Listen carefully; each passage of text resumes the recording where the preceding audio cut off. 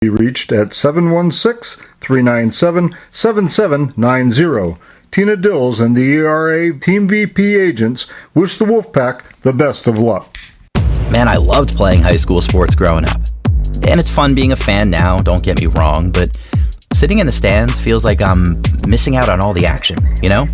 I wanted to get back in the game, so I signed up to be a high school official. It takes me back to my playing days. I'm supporting students, and I get paid to make the big calls.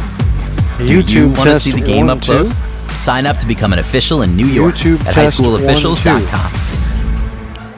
YouTube test. YouTube test.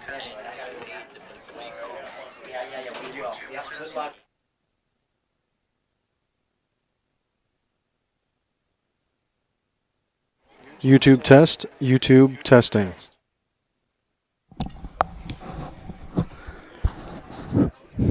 Testing 1 2, testing 1 2, mic 2, testing 1 2.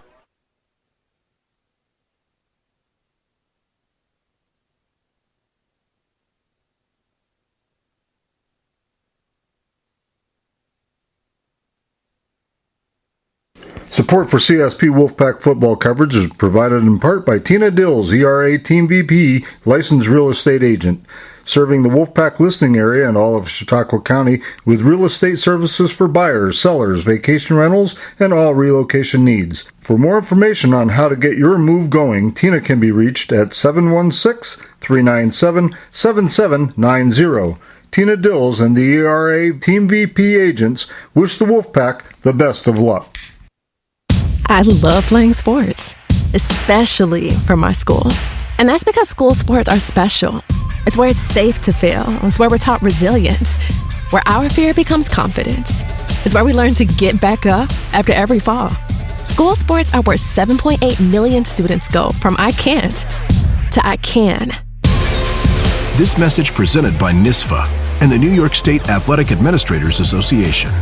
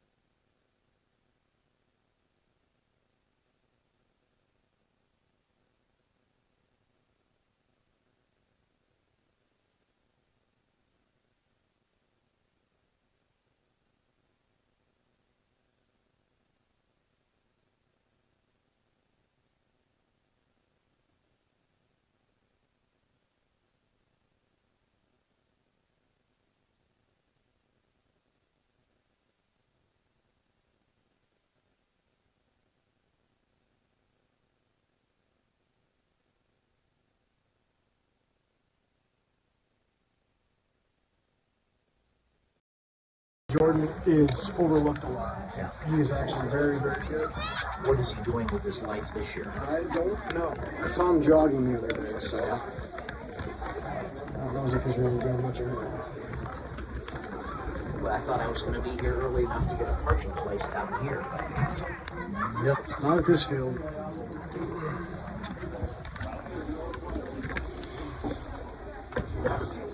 We'll just take that one down.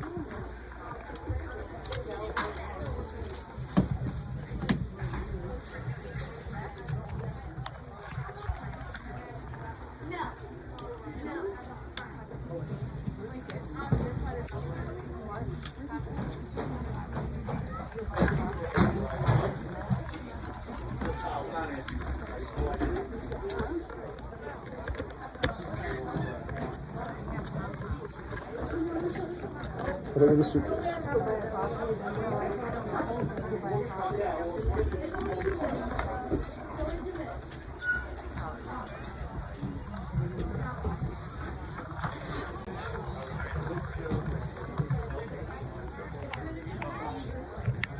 I like this a little better. I like this.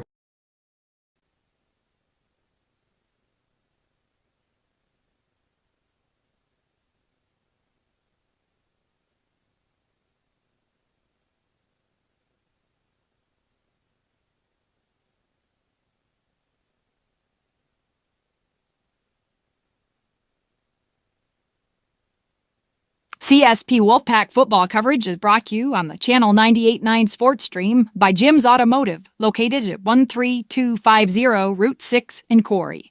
Phone 814-664-9602. Offering a full line of auto parts, propane filling, and more. Jim's Automotive wants to wish the best of luck to the Wolfpack this season. Test. Going to be live for the pregame show here in about 6 minutes.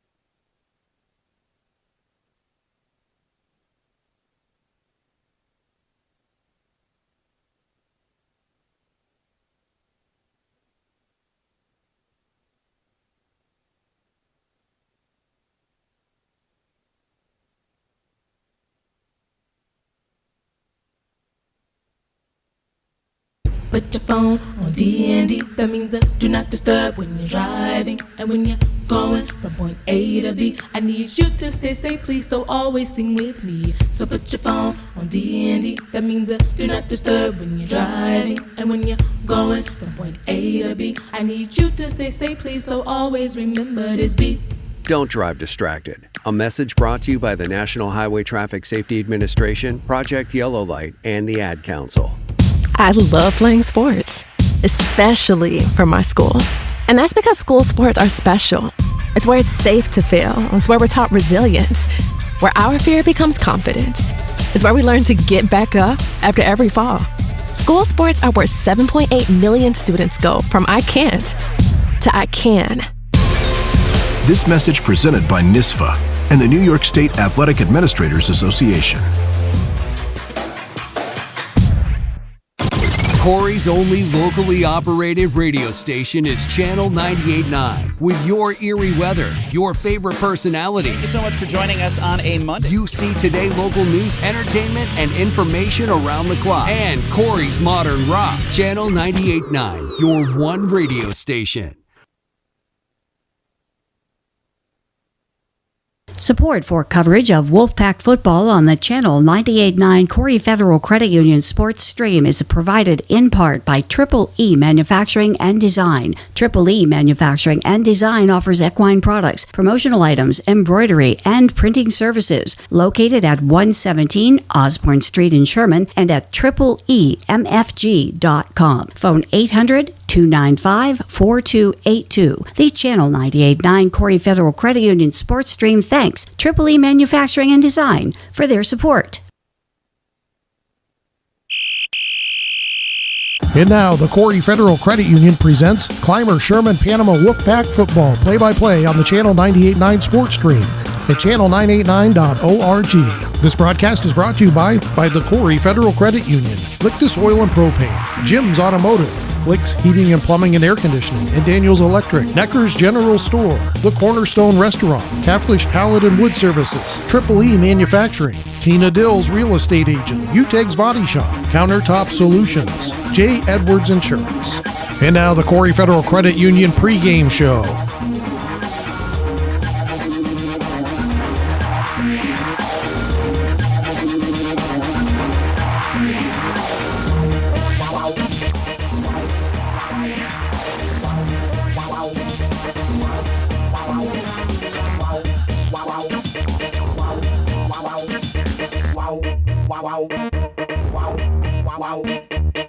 This Wolfpack broadcast is brought to you in part by Cornerstone Restaurant and Bakery at 104 East Main Street in Sherman. The Cornerstone offers breakfast, lunch, and dinner, and baked goods. The phone number is 716-234-4002, or find them on Facebook. The Channel 98.9 Sports Stream thanks the Cornerstone in Sherman for their support. Tonight, the Section 6 Class C South Top Dogs take on their last big obstacle between them and an undefeated season. The Southwestern Frewsburg Trojans are 6-0 and on the home stretch for a perfect regular season. But a tricky test awaits them tonight in Lakewood as the CSP Wolfpack make the short trip to challenge the Trojans. The Pack are 4-2 on the season with two heartbreaking losses, both of which could have been wins. As a matter of fact, two plays different, and we'd be watching two undefeated football teams battle tonight. Tonight, a little bit of a David versus Goliath story as well, though. The Wolfpack, their current beds number, 170, versus the Trojans, who have a 349 number for their beds, more than double that of the Wolfpack. So facing a school twice as big as them, but not backing down, that's always been the story of this CSP Wolfpack. And with the stage set, we want to welcome you in to Southwestern Central School in tonight's Section 6 Class C South contest, live here on the 98.9 Sports Stream. I'm Josh Hosier, and I'm joined by Doc Duink. And Doc, that intro left me wondering, can the Pack do what no one else has done this year? And how would they do it? And I'll pose that question to you, sir. Well, that was really a terrific intro, Josh. I really enjoyed your choice of words. The Wolfpack are going to have to be tricky tonight. I think that was a great intro. Southwestern's really strong. They have a really nice squad this year. Really a confluence of a number of different really good players from other schools. The two Markham boys moved in from Faulkner. The Frewsburg kids that combined with Southwestern, quarterback, tailback, really some good athletes and major contributors. Southwestern's really tough. CSP can do it, but they're going to have to pretty much play a flawless game. Yeah, a lot of that's going to fall on Carson White's shoulders at the quarterback position. He can't make mistakes. He has to be able to move the ball downfield, take the pressure off Sawyer Whitney, so that when Sawyer does get carries, it's not 9 or 10 men in the box trying to stop him. As you said, a tough challenge for the Wolfpack tonight. You heard me mention beds numbers during that opening, and Jay Sirianni, who is the Section 6 representative, was just up here in the booth. He's I believe he's the athletic director still here at Southwestern. I think Kevin Salisbury's the athletic director. So he's a teacher here at Southwestern. Yep, that's true. He just told me that meeting won't occur until probably November or December to decide if CSP will be a C or a D next year. They have to wait for beds numbers to come in. It takes until then. He did say, however, that unless CSP was to win a state championship, competitiveness would not be a reason to keep them in Class C. Yeah, that's very unusual how the state puts that all together. I understand their rationale, but in our case, we graduated 21 seniors last year that were the primary reason that we were so strong over the last 4 or 5 years because of the skill of those kids. And our team this year is just not that good as last year's team. Correct. And that's and that should not be a penalty that these kids have to play, because the kids that all graduated, were really good. But that's just what happened. Now, on the other hand of that, when we did merge the 3 schools, we do get forgiveness in the beds numbers, and we're maybe playing lower than what we should have been in some of those years too. So I mean, there's 2 edges to that sword. That helped us then, but it certainly has not played into our favor this year. I mean, and I think Southwestern's really good. I think they are a notch or 2 better than we are. But again, if we play mistake-free football and have a low-scoring game, I don't think we can get into a 45-40 game with Southwestern and hope to end up on the winning side. But yeah, Jay's a solid guy. He's been he and the Siriannis have been Southwestern people for decades, and certainly are a credit to their athletic program. And given that conversation, the other thing I was prepared to talk about, because I didn't know he was going to come up and talk to us tonight. Wish I would have been here. The other thing I had prepared to talk about was all of the D schools this year have a higher beds number than CSP. They're actually the smallest school in Section 6 for total beds in football. So that's pretty incredible that they're 4-2 in a C division when they're the smallest team in the entire section. Yeah, that's a great point. And as far as the state playoffs are concerned, do I wish we were playing in the D's instead of the C's? Yeah, absolutely. But there's some good teams down in the D's as well. But the C's are just a step up in competition. And at 4-2, I think that's terrific. Terrific effort for CSP. And we play Portville next week. I think we have to drive to Bolivar, for crying out loud, to play the 5 schools: Portville, Cuba, Rushford, Richburg, Bolivar. So it must have been Bolivar's turn to have a home game, but we'll be going halfway across the state to play them next week. A big game against Portville next week, because the winner pretty much is going to be in the playoffs. The loser probably not going to be in the playoffs. CSP could actually still get in with 2 losses over the last 2 games. Now let's look at that playoff picture for a minute. Starting with Southwestern, who leads the way at 6-0, 5-0. They just got to win 1 to clinch the number 1 seed. So they beat CSP, they beat Faulkner, they're going to be the 1 seed. Faulkner playing Shockley Lake tonight, and then playing this Southwestern team tomorrow or next week. So they got a challenge the next couple weeks. Shockley Lake, they play Faulkner tonight. They need to win 1 to clinch a playoff berth. If they win both, they'll clinch the 2 seed. They play Faulkner and Salamanca down the stretch here. The 3 seed right now is CSP. They play Southwestern in Portville.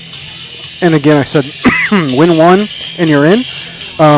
Beat Portville, and it's pretty much a done deal. But if you actually win tonight's game and then lose to Portville, you need other teams to lose to get in the playoffs.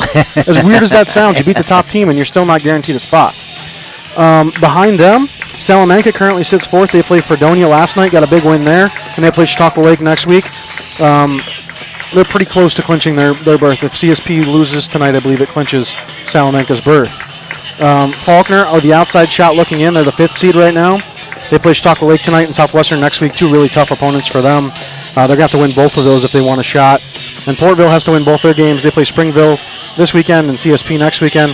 The other 2 teams, Fredonia and Springville, are both eliminated from playoff contention. In the north, it is Barker Royhart leading the way, Akron 2nd, Eden North Collins 3rd, and Maritime Tapestry 4th. Medina right there with them. Don't count Medina out. They're a playoff powerhouse in the C North. They're always there in the hunt. So,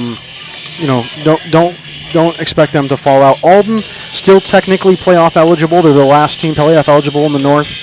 And then JFK, Cleveland Hill, and Tonawanda all eliminated from playoff contention. And by the way, there's a Funky Bowl in C and B and A. Yeah. So you can actually not make the playoffs and still get a bowl game, which is kind of fun. 1 or 2. I think it's a 4-team playoff series. Talk about tale of 2 cities. Remember how strong Cleve Hill was last year when they came down. I believe that game was in Panama, and they just had an absolutely monstrous offensive line and a terrific running back, and then they beat CSP last year, but they certainly have fallen on hard times.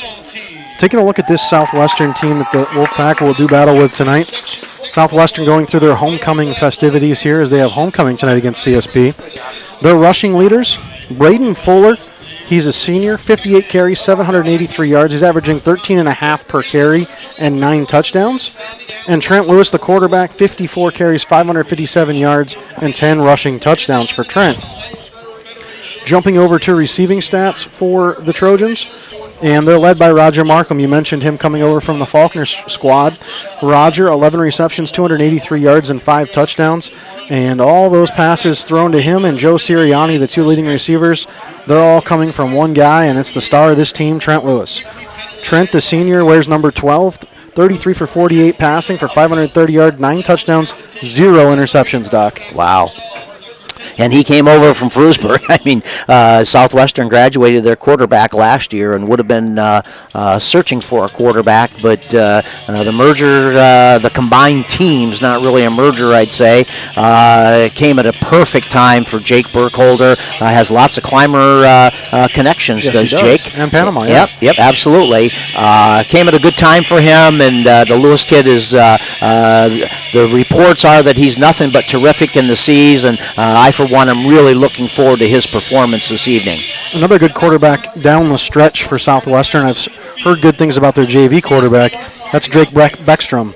He wears number 18. He's a sophomore, and he'll suit up with the team tonight, but likely only play garbage downs at the end of the game.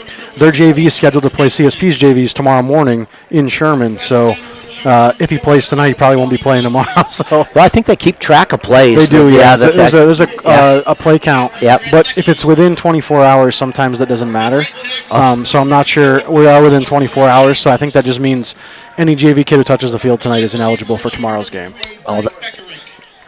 I also did some more research, spent some time in the handbook, Doc. And that's dangerous. I know. Dangerous. And remember how I said last week, well, you were sitting next to me, but you were PA announcing. The reason that teams want to run up the score in this league is you have to win games by 20. Right. Because the point differential does come into play when there's a tie. Well, if you tie with another team for the playoff berth, they're going to look at your point differential against common opponents. And if you didn't win that game by the maximum, which is 20 points, then you've cost yourself an opportunity to advance into a playoff spot. And so, while it seems kind of strange, you've got to keep your foot on the gas enough to keep a 20-point lead when you're beating somebody.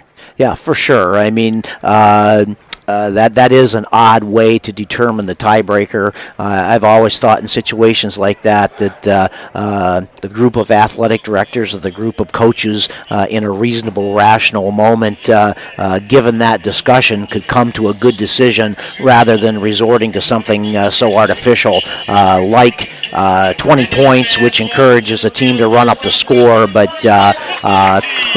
it's not like it's 50 points. I mean, if it was that, then it would be even worse. 96 to nothing. Right, exactly. Then it would be even worse. So, yeah, Southwestern looks tough. And they are excited. It's an athletic group, no doubt about it. As you see the camera panning to them, that's the center of their field. They've just been announced as a team. Take a look at CSP stats real quick, Doc. Sawyer Whitney leading the way on the rushing game. 123 carries, 693 yards, 8 touchdowns. Carson White, 37 carries, 226 yards, 5 rushing touchdowns. And Blake Beckerink, he's the sneaky one. Only 2 touchdowns, only 22 carries. But, man, when he has the ball in his hand, it seems to be electric the last few weeks.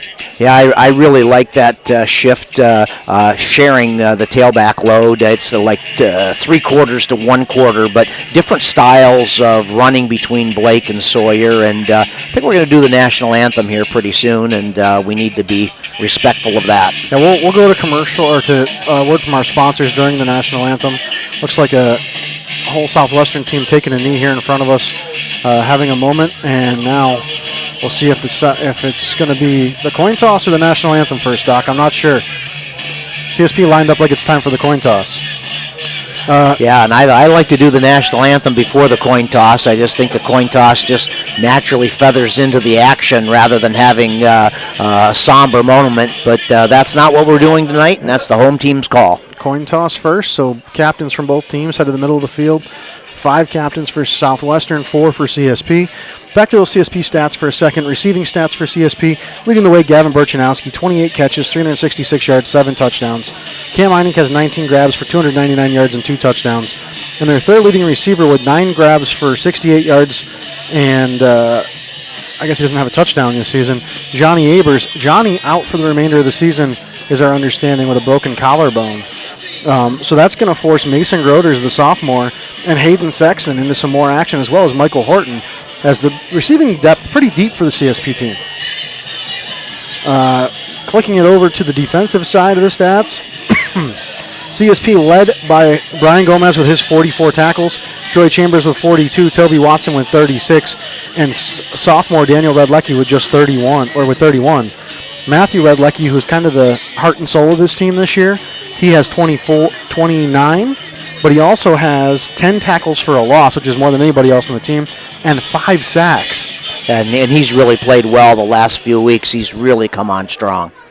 And now I think we've finished the coin toss, and now we'll have the national anthem. We'll send you to a word from our sponsors. The Corry Federal Credit Union is the platinum sponsor of CSP Wolfpack football play-by-play coverage on the Channel 98.9 Sports Stream. The Corry Federal Credit Union would like to wish the Wolfpack the best of luck this season. The Corry Federal Credit Union has been serving the community since 1958. They offer a wide range of financial and banking services for you and your business. The Corry Federal Credit Union is located at 728 Worth Street in Corry, 56 North Main Street in Union City, 315 Main Street in Spartanburg, and online at corryfcu.org. The Channel 98.9 Sports Stream thanks the Corry Federal Credit Union, a not-for-profit organization, for their support of CSP Wolfpack football play-by-play.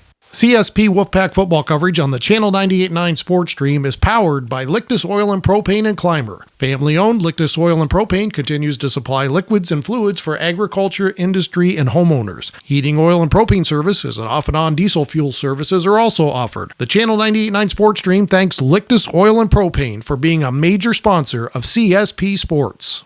Coach's Corner on the Channel 98.9 Corry Federal Credit Union Sports Stream is brought to you by Countertop Solutions and Climber, High T Fencing Systems at high-t-fenceinc.com, the Dutch Village Restaurant at Climber, dutchvillage.net, Cornerstone Restaurant at 104 East Main Street in Sherman, First Place Auto Glass at 1794 Foote Avenue in Jamestown, 716-450-0847, Troyer's Greenhouse and Deer Processing in Panama, TroyersGreenhouse.com, Cabi Farms in Clymer, 716-355-6458, Rock Solid General Contracting, the right choice on so many levels. Phone 716-499-2406. And by Lictus Oil and Propane and the Corry Federal Credit Union.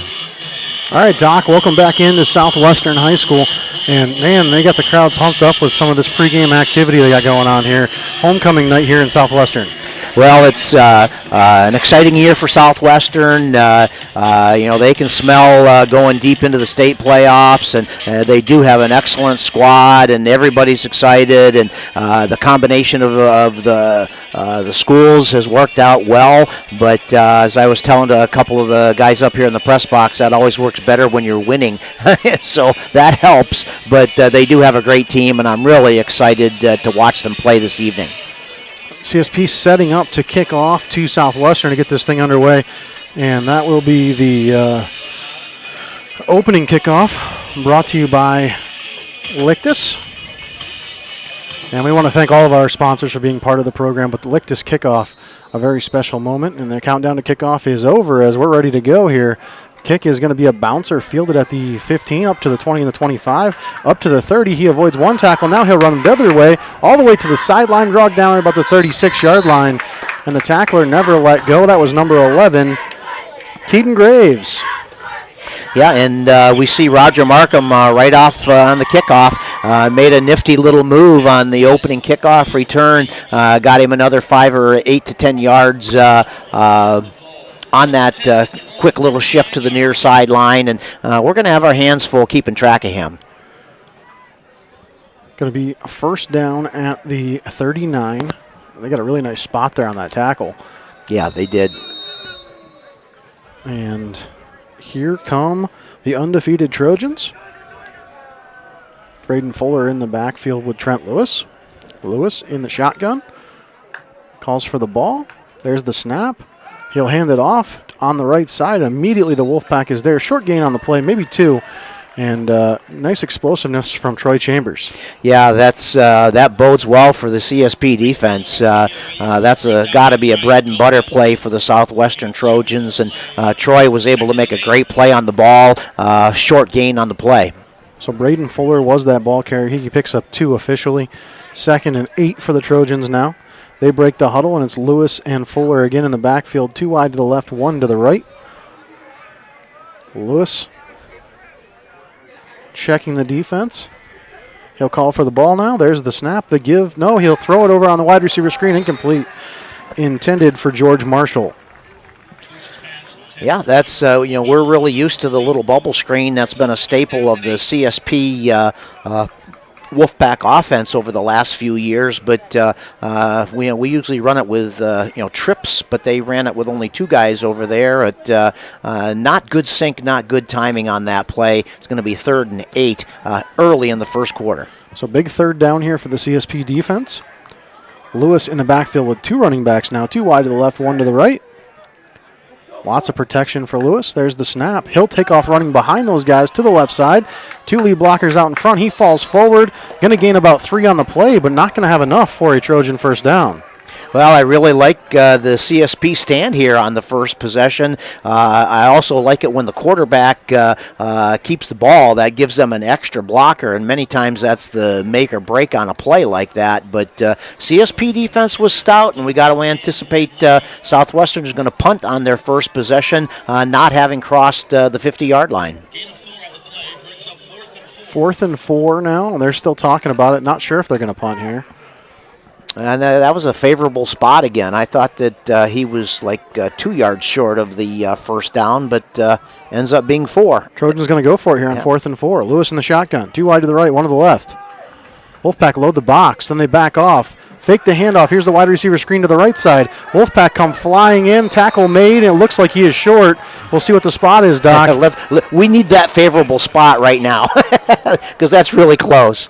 And the spot, to me, I'm right on the line. Looks like he's about a half a yard short. And he does. Chad Bongiovanni, one of my favorite basketball officials of all time, a rather portly figure, be Chad, is wearing the white hat tonight, and he was very definitive. Turnover on downs, 1st and 10 CSP from the Southwestern's own 48-yard line. And I thought that was CSP's strength coming into the night was their defense has played very well against almost everybody. Great stop to start things. Let's see what their offense can do. Yeah, and I think the Southwestern's defense is really quick. They're not all that big, but they're really fast and strong, but we're going to find out early. White in the shotgun, hands off to Whitney. He falls forward for a gain of 1 or 2 on the play. And he really was stopped in the backfield and somehow squirted forward and still made it a positive play. Yes, Sawyer, just being a sophomore, really has had a nice season. Carried the ball a lot more in the first 2 or 3 games of the season, and he's now starting to share those totes with Blake Beckrink, which is, I think, good for both Blake and Sawyer. But, Sawyer's a quick kid, really fast, and hopefully has a great game tonight. 2nd and 8, 2 wide receivers to either side. There's the snap. White going to look to throw.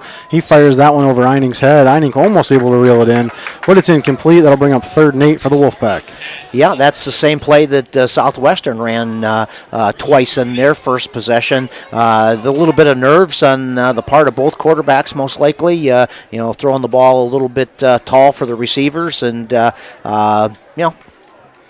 it's okay. I think CSP's got a really nice start here. All right, 3rd and 8. Now a big play for the Southwestern defense. White in the shotgun. He's got 3 wide to the right, 1 to the left. Whitney to his right. They show blitz. He takes the high snap. The blitz is coming. He fires, hits a man, completed for a first down and more. Up to the 20. He's going to break a tackle there, down to the 10, and he gets brought down finally at the 10-yard line. Who was it, Doc? Was it Cam Eining? I think it's Cam Eining. Yep. That number 5 that folds into a 6 and the 6 folds into an 8 is just like really hard for me to call. It was Eining, but it was Eining, and not to wish injury on Johnny Abers, but he at 9 would feather into that progression as well. It is really tough to tell those numbers, but what a great pass play from Carson White to Cam Eining. 35-yard completion, 1st and 10 for the Wolfpack at the 11-yard line. White in the shotgun trips to the right. Now they'll bring one of those receivers towards the backfield. They'll fake the handoff to Whitney, swing it out to this side. It's going to be caught over there by Gavin Burchanowski, and he'll get to the sideline inside the 5. and down to about the 3-yard line. Hey, what a nice start for the CSP Wolfpack.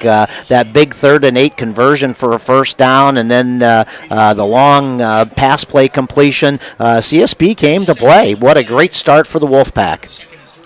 2nd and 3 for the Pack. They can get a first down without scoring here. They'll need 5 to score, 2.5 to get a first down. Can't be 5 to score. Looks like the ball's on the 3 to me, Doc. Yeah, it's really tough. We're as far away as we possibly can be. White in the shotgun. 3 wide to the right. One of them comes across the formation. They'll run Whitney behind the running back, and he's in for the touchdown. Nice. Sawyer Whitney from 4 yards out, and CSP takes the early lead here at homecoming for Southwestern. Hey, how could this game start any better for the Wolfpack than 3 and out on defense and a touchdown on their first score? Sawyer Whitney for the touchdown run. What a great start for CSP. Wolfpack set up to kick the extra point here.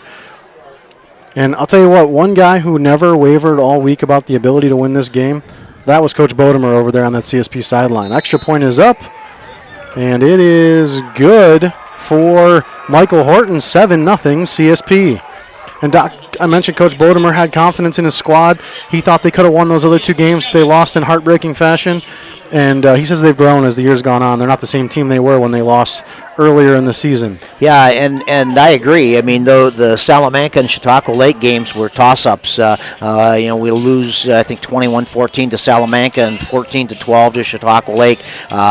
Certainly, we could have won either one of those 2 games. And you were right earlier on. I do think the strength of this CSP team is their defense. And if we can scratch out 3 scores, get to 21, maybe to 28, I think we have a great chance to win this game, especially if our defense plays like they did on the first possession. Yeah, you got to contain Trent Lewis, right? And on that first possession, he had that one run over to the left side where I think he picked up 4 or 3 yards on it. Otherwise, he didn't have anything happening, really. It was all Fuller, the tailback. So we'll see if they try and air the ball out here a little bit more on their second possession. Horton's kick. And that one's going to bounce at about the 30, get muffed at the 20, then picked up. He'll get to the 25, around the corner. Oh, and Graves misses. He hurdled him and got out of bounds. He gets all the way up to the 43-yard line. Yeah, that was a nice play. I'm not sure who that was from Southwestern that returned that kick, but he leaped to the CSP defender on special teams and was able to get another 15 yards because of it. And I got to say, Keegan Graves, great playing on special teams the last 2 weeks. And right there to make a big play again, but just got leaped over that time. I don't think he saw that coming. Well, you just got to keep your head up. I mean, that's a natural thing, is to go low, especially when the guy is bigger. When the guy is bigger that you're trying to tackle than you are, it's natural to go low. But when you go low and don't keep your head up, that leaves you prone to being jumped over, and that's just what happened there. Whistle from the far side official. He's going to send the receiver on the far side off the field. Must be an equipment malfunction of some sort, or blood. One of the two. They'll send another receiver out to take his place, and we'll get back to the action here. Southwestern about to start their second possession. 1st and 10 at the 44-yard line. 43. There's the snap. Lewis hands to Fuller. He fumbles the ball, but able to reel it back in before the Wolfpack pounces. He's going to have a gain of about 2 on the play. Boy, Lady Luck is going in the Wolfpack's ways so far. Little mishandle between the quarterback and the running back, and even though Southwestern didn't lose that fumble, certainly upset the timing of that play for just a short gain. Toby Watson and Brian Gomez on the tackle, and those 2 linebackers flying to the football there. 2nd and 8 for Southwestern. Lewis in the shotgun, 3 wide to the left, 1 to the right, Fuller to his right. He'll call for the ball. There's the handoff to Fuller to the left side. Fuller going to try and outrun Gomez. He won't be able to, but he breaks the tackle and falls forward.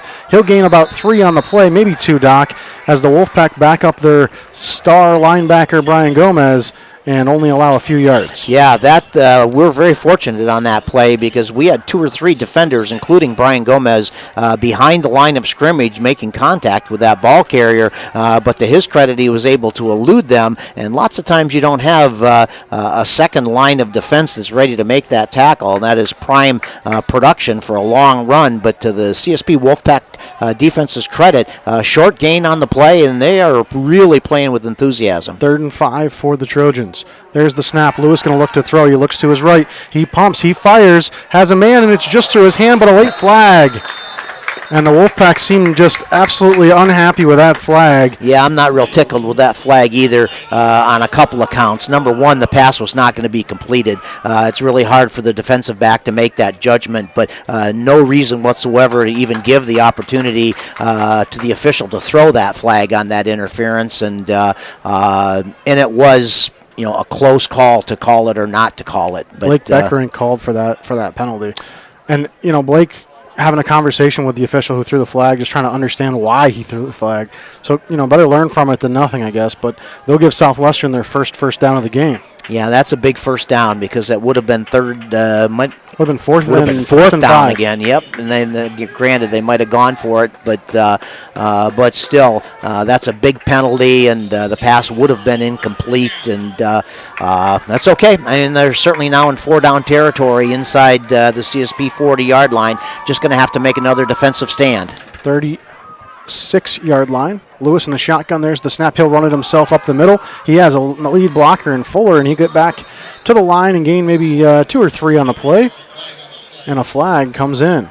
Yeah, and Brian Gomez, he is really tough. He has really improved throughout the course of the season and is certainly one of our best tacklers.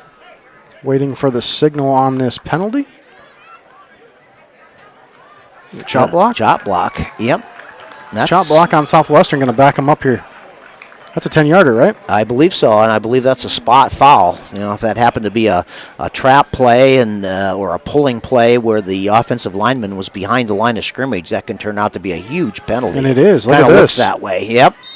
The total yards marked off here are about 14 yards. Yep, that's exactly what happened, I think. Repeating first down, though, so first in 25-ish for the Trojans. Well, we have to maintain our lanes, and the defensive ends have got to turn these sweeps back to the inside to allow the pursuit to catch up to the ball carrier, and that's exactly what they've done so far. They've played really inspired football. Lewis fumbles the snap. He picks it up, but here comes the Wolfpack, and he gets hit and brought down back at the 35-yard line. Is that Red Lecky? Yeah, number 58. Matthew Red Lecky. Yeah, he was like a bolt of lightning. The quarterback was hoping to be able to elude him, but Red Lecky just made an A to B straight line attack, and he had no chance. He had no chance whatsoever to get away from that, and this is going to be second down and another zip code. Officially 37, second and 37, Doc. Lewis breaks the huddle, brings his Trojans to the line. Let's loosen up those linebackers and DBs. The down and distance has got to be a throw. 3 running backs. He fakes the handoff. He'll run it himself to the left side. Gets through the line initially. He's going to get brought down after a gain of about 11 on the play by Blake Beckering. Yeah, nice play. When we did loosen up our linebackers and DBs, but that kind of spreads the defense out and allows, to bend but not break. And he did get 10 or 11 yards on that play, but it's still a long down and distance for the Southwestern Trojans. 3rd and 20 officially, Doc. CSP up 7-0 with 5:10 to play here in the first quarter. And the Trojans got a long way to go here on this 3rd down. The Wolfpack defense trying to make an impact here.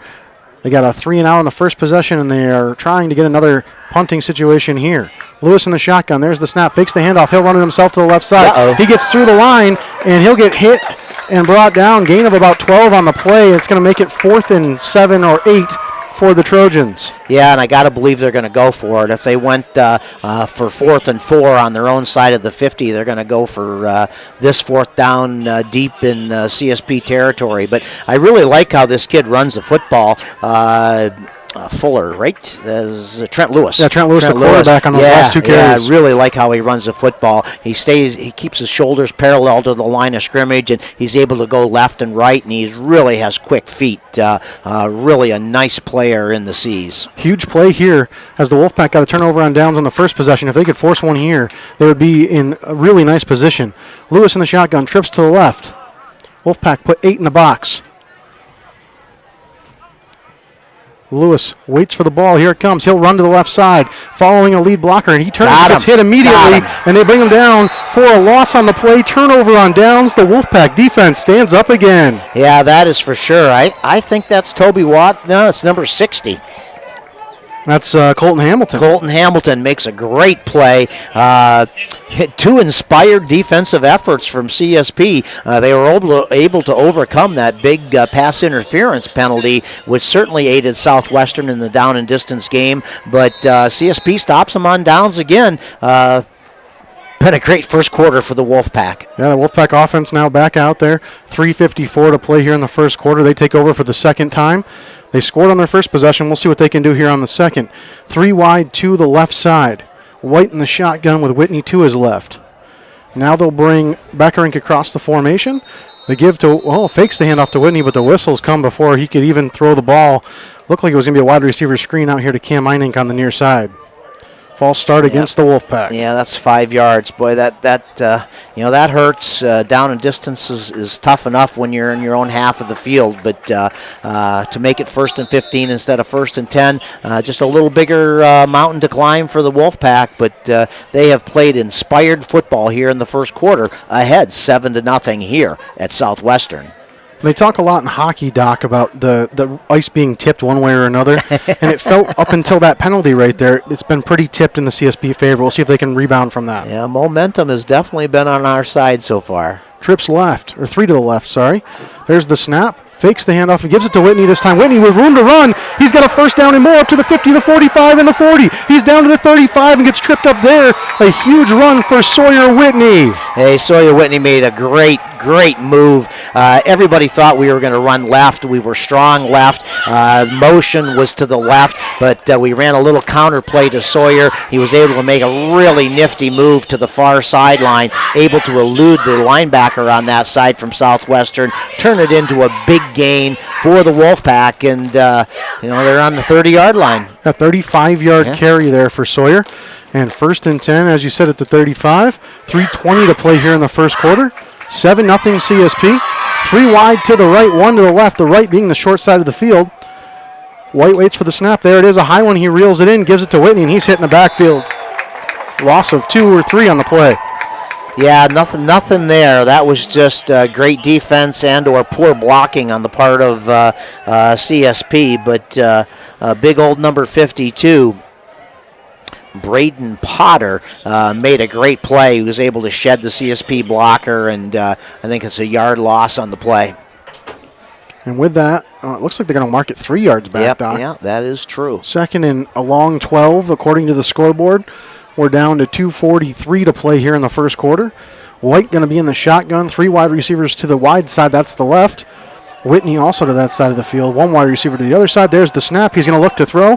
He completes the wide receiver screen to Einink. He throws 1 man off, powers forward up across the 35 and out of bounds at about the 32-yard line. Yeah, White to Einink has been a great combination. Tackle on the play by number 4, George Marshall for Southwestern, but Einink made a really nice move to elude this first would-be tackler and gained 3 or 4 yards on the play.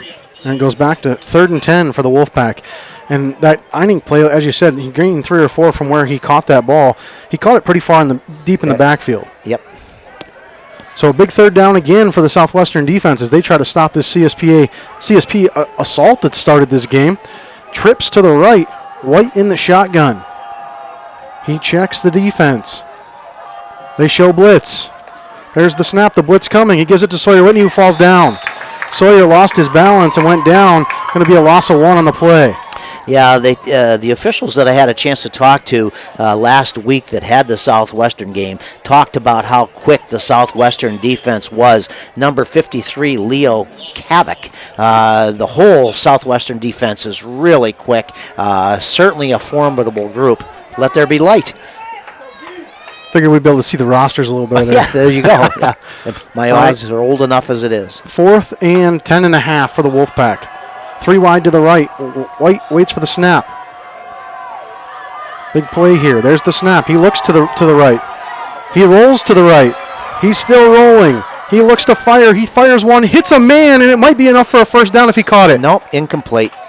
He waved it off. And he hit the man right at the marker. Really nice placement by Carson White on the run, but it was fumbled as it went as they fell out of bounds, and an incomplete pass turnover on downs. Yeah, that still was a good decision on Carson's part. We have absolutely no vantage point on the far sidelines for whether he was in or out or whether he bobbled the ball as he went across the sideline or not. But that was almost a completion, and it would have been enough. Give the receiver credit for being a yard past the down marker, so it would have been a first down. But pass falls incomplete, and still a wonderful effort for the Wolfpack so far here in the first quarter. First and 10 at the 35 for the Trojans. They take over for their third possession. Low snap, reels it in, gives it to Fuller. Fuller gets past the line. He's going to have a run to the outside on the right side. Beckerink, the only man who can stop him, he grabs a hold of him, and they'll drag him down, but not before he gains 40 yards down to the 25-yard line. Yeah, what a great run by Fuller.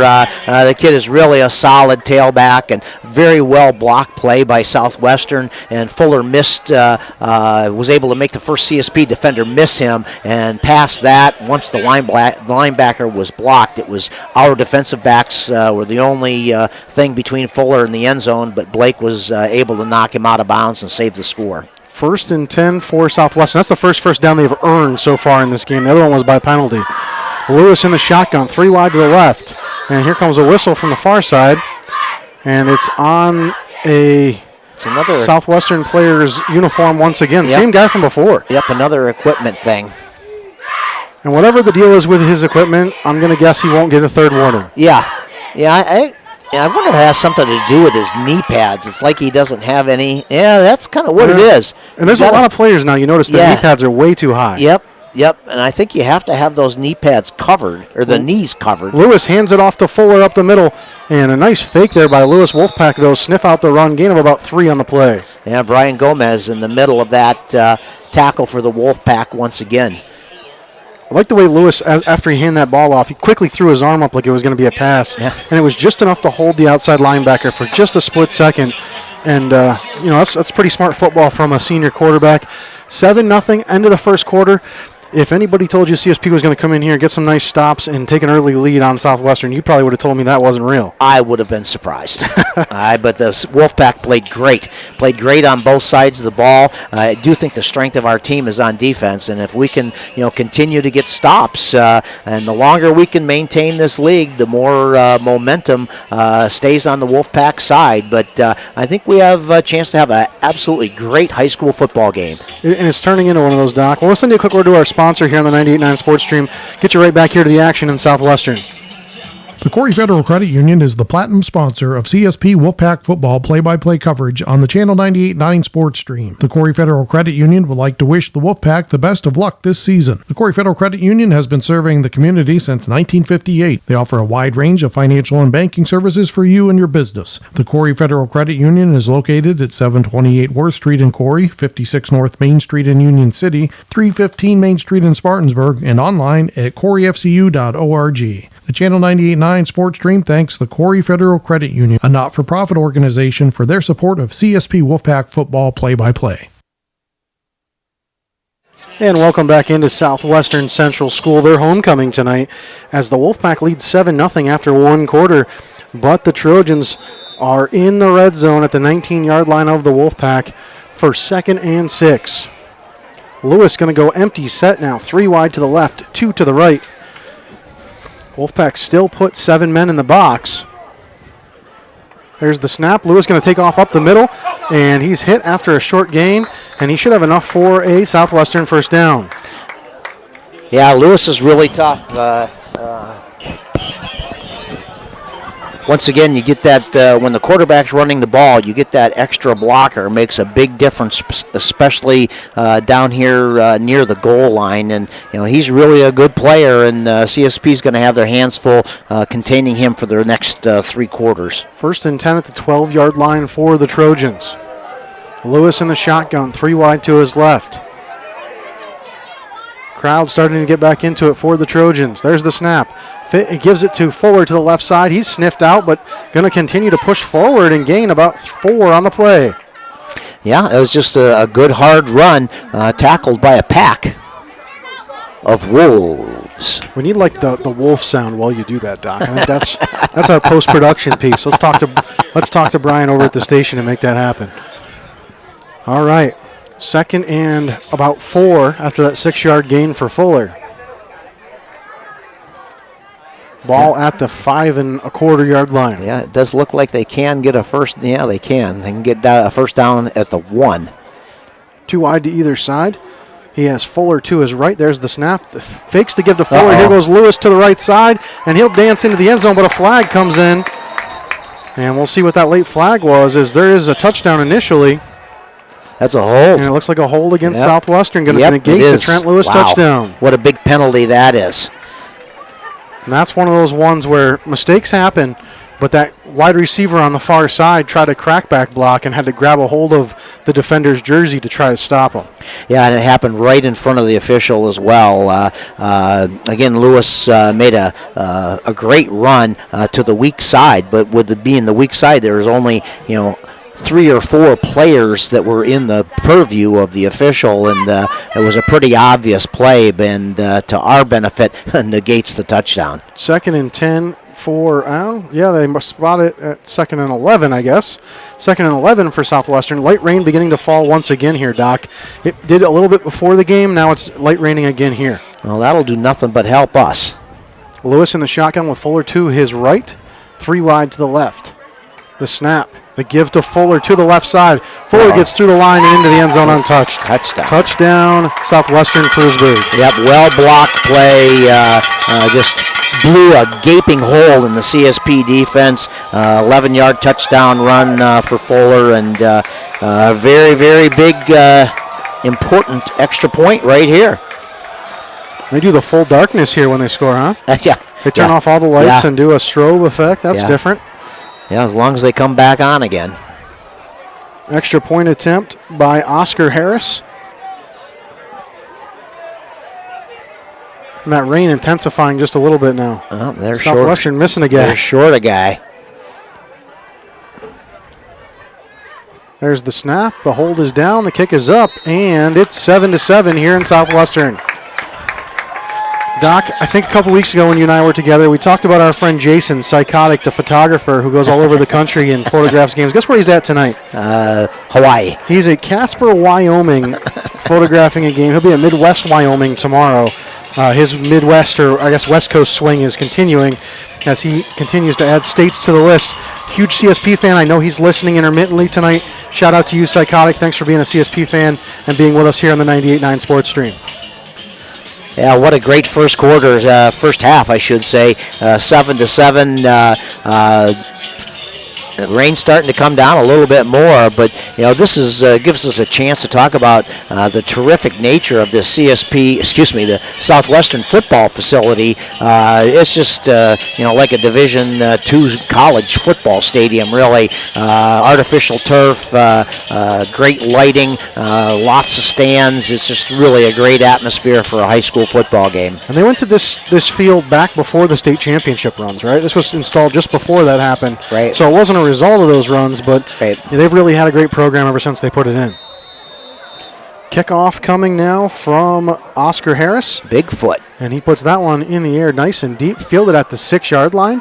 The Wolfpack going to get back to the 25, break a tackle up to the 30, the 35, and up to the 40, and he drags them forward to the 43-yard line. Great return by Gavin Burchanowski. Yeah, absolutely. Great field possession for the Wolfpack from the 45-yard line. 40-yard kick return. Yeah, he was able to elude a couple of the Trojan special teams defenders, basically split the double team, the two guys on the tackle, and once he got past those two, he was good for another 10 or 15 yards. So great field possession for CSP. I think this rain may damper our passing attack. You may see a whole lot more Sawyer Whitney here, depending on what happens. And that's been pretty successful so far. Trips to the left, Whitney to that side. White in the shotgun, solo receiver to the near side is Beckerink. There's the snap, the give to Whitney. He'll go right up the middle. Hit immediately, brought down, I think, for a loss of 1 on the play, Doc. Yeah, nothing there. Big number 71, Jason Edwards from Southwestern, was able to plug that hole before it even formed, and little to no gain, probably a yard loss on the play for Sawyer. Wolfpack have got a block at the point of attack for sure, and this offensive line has done a good job of doing that throughout the season, but on that play, not so good. 2nd and 11, 9:45 to play in the half, 7-7 ball game. White in the shotgun with Whitney to his right. He has trips to that side, and Beckerink by himself to the other side, way out on the numbers. White waits for the snap. He'll bring somebody in motion. That's Mason Groders crossing the formation. They'll run Whitney right behind him with some room, and he'll pick up about 5 on the play. Yeah, a nice little crack created for Sawyer Whitney. Tackle on the play by Zach Markham. Nice gain. It's going to be 3rd and 5, third and manageable anyway. Wonder if we're going to put the ball up in the air in this light rain. And there's one of the 2 Markham brothers that you talked about, Zach and Roger, coming over from the Faulkner program. And they were excellent for Faulkner, but I think they may be even better this year for Southwestern Frewsburg. Yeah, for sure, a year older, and Roger's a terrific basketball player as well. White in the shotgun. He has 3 wide to the right, 1 to the left. Whitney to the left. He'll bring Beckerink across the formation. They'll give to Sawyer up the middle, and he'll have the first down for the Wolfpack. Yeah, that's just enough. Yeah, just enough is exactly right. Let's make sure we get a. Yep. Attaboy, Chad. Last 2 plays, Doc, CSP running a lot of motion and really just moving a tight end across the formation as a lead blocker. Well, and winning the point of attack. If we're able to, make a crack in that Southwestern defense, Sawyer Whitney is quick enough and fast enough to get through that hole for a solid 4 or 5 gain yard on, pretty much every rushing attempt. 1st and 10 at the 46 of the Trojans. White in the shotgun with Whitney to his left, 3 wide to that side. White checks the defense. They have 9 in the box. He'll bring Beckerink to the right side, and a flag now, or a whistle. That's got to be on us. I don't know if it was a flag or a timeout. Oh, it is a flag against CSP. Yeah.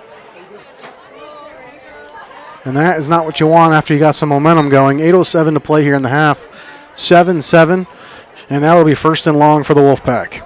Yep, it's an illegal motion or false start. Yards are hard enough to come by when you have to overcome that penalty flag, but we've done it before, and the rain is still pretty steady. I just got to believe that's going to hamper our passing attack. I think the mistake there, Doc, was that Carson White tried to change the play, and Beckerink did not know what he was doing as far as the motion piece went. 1st and 15 now.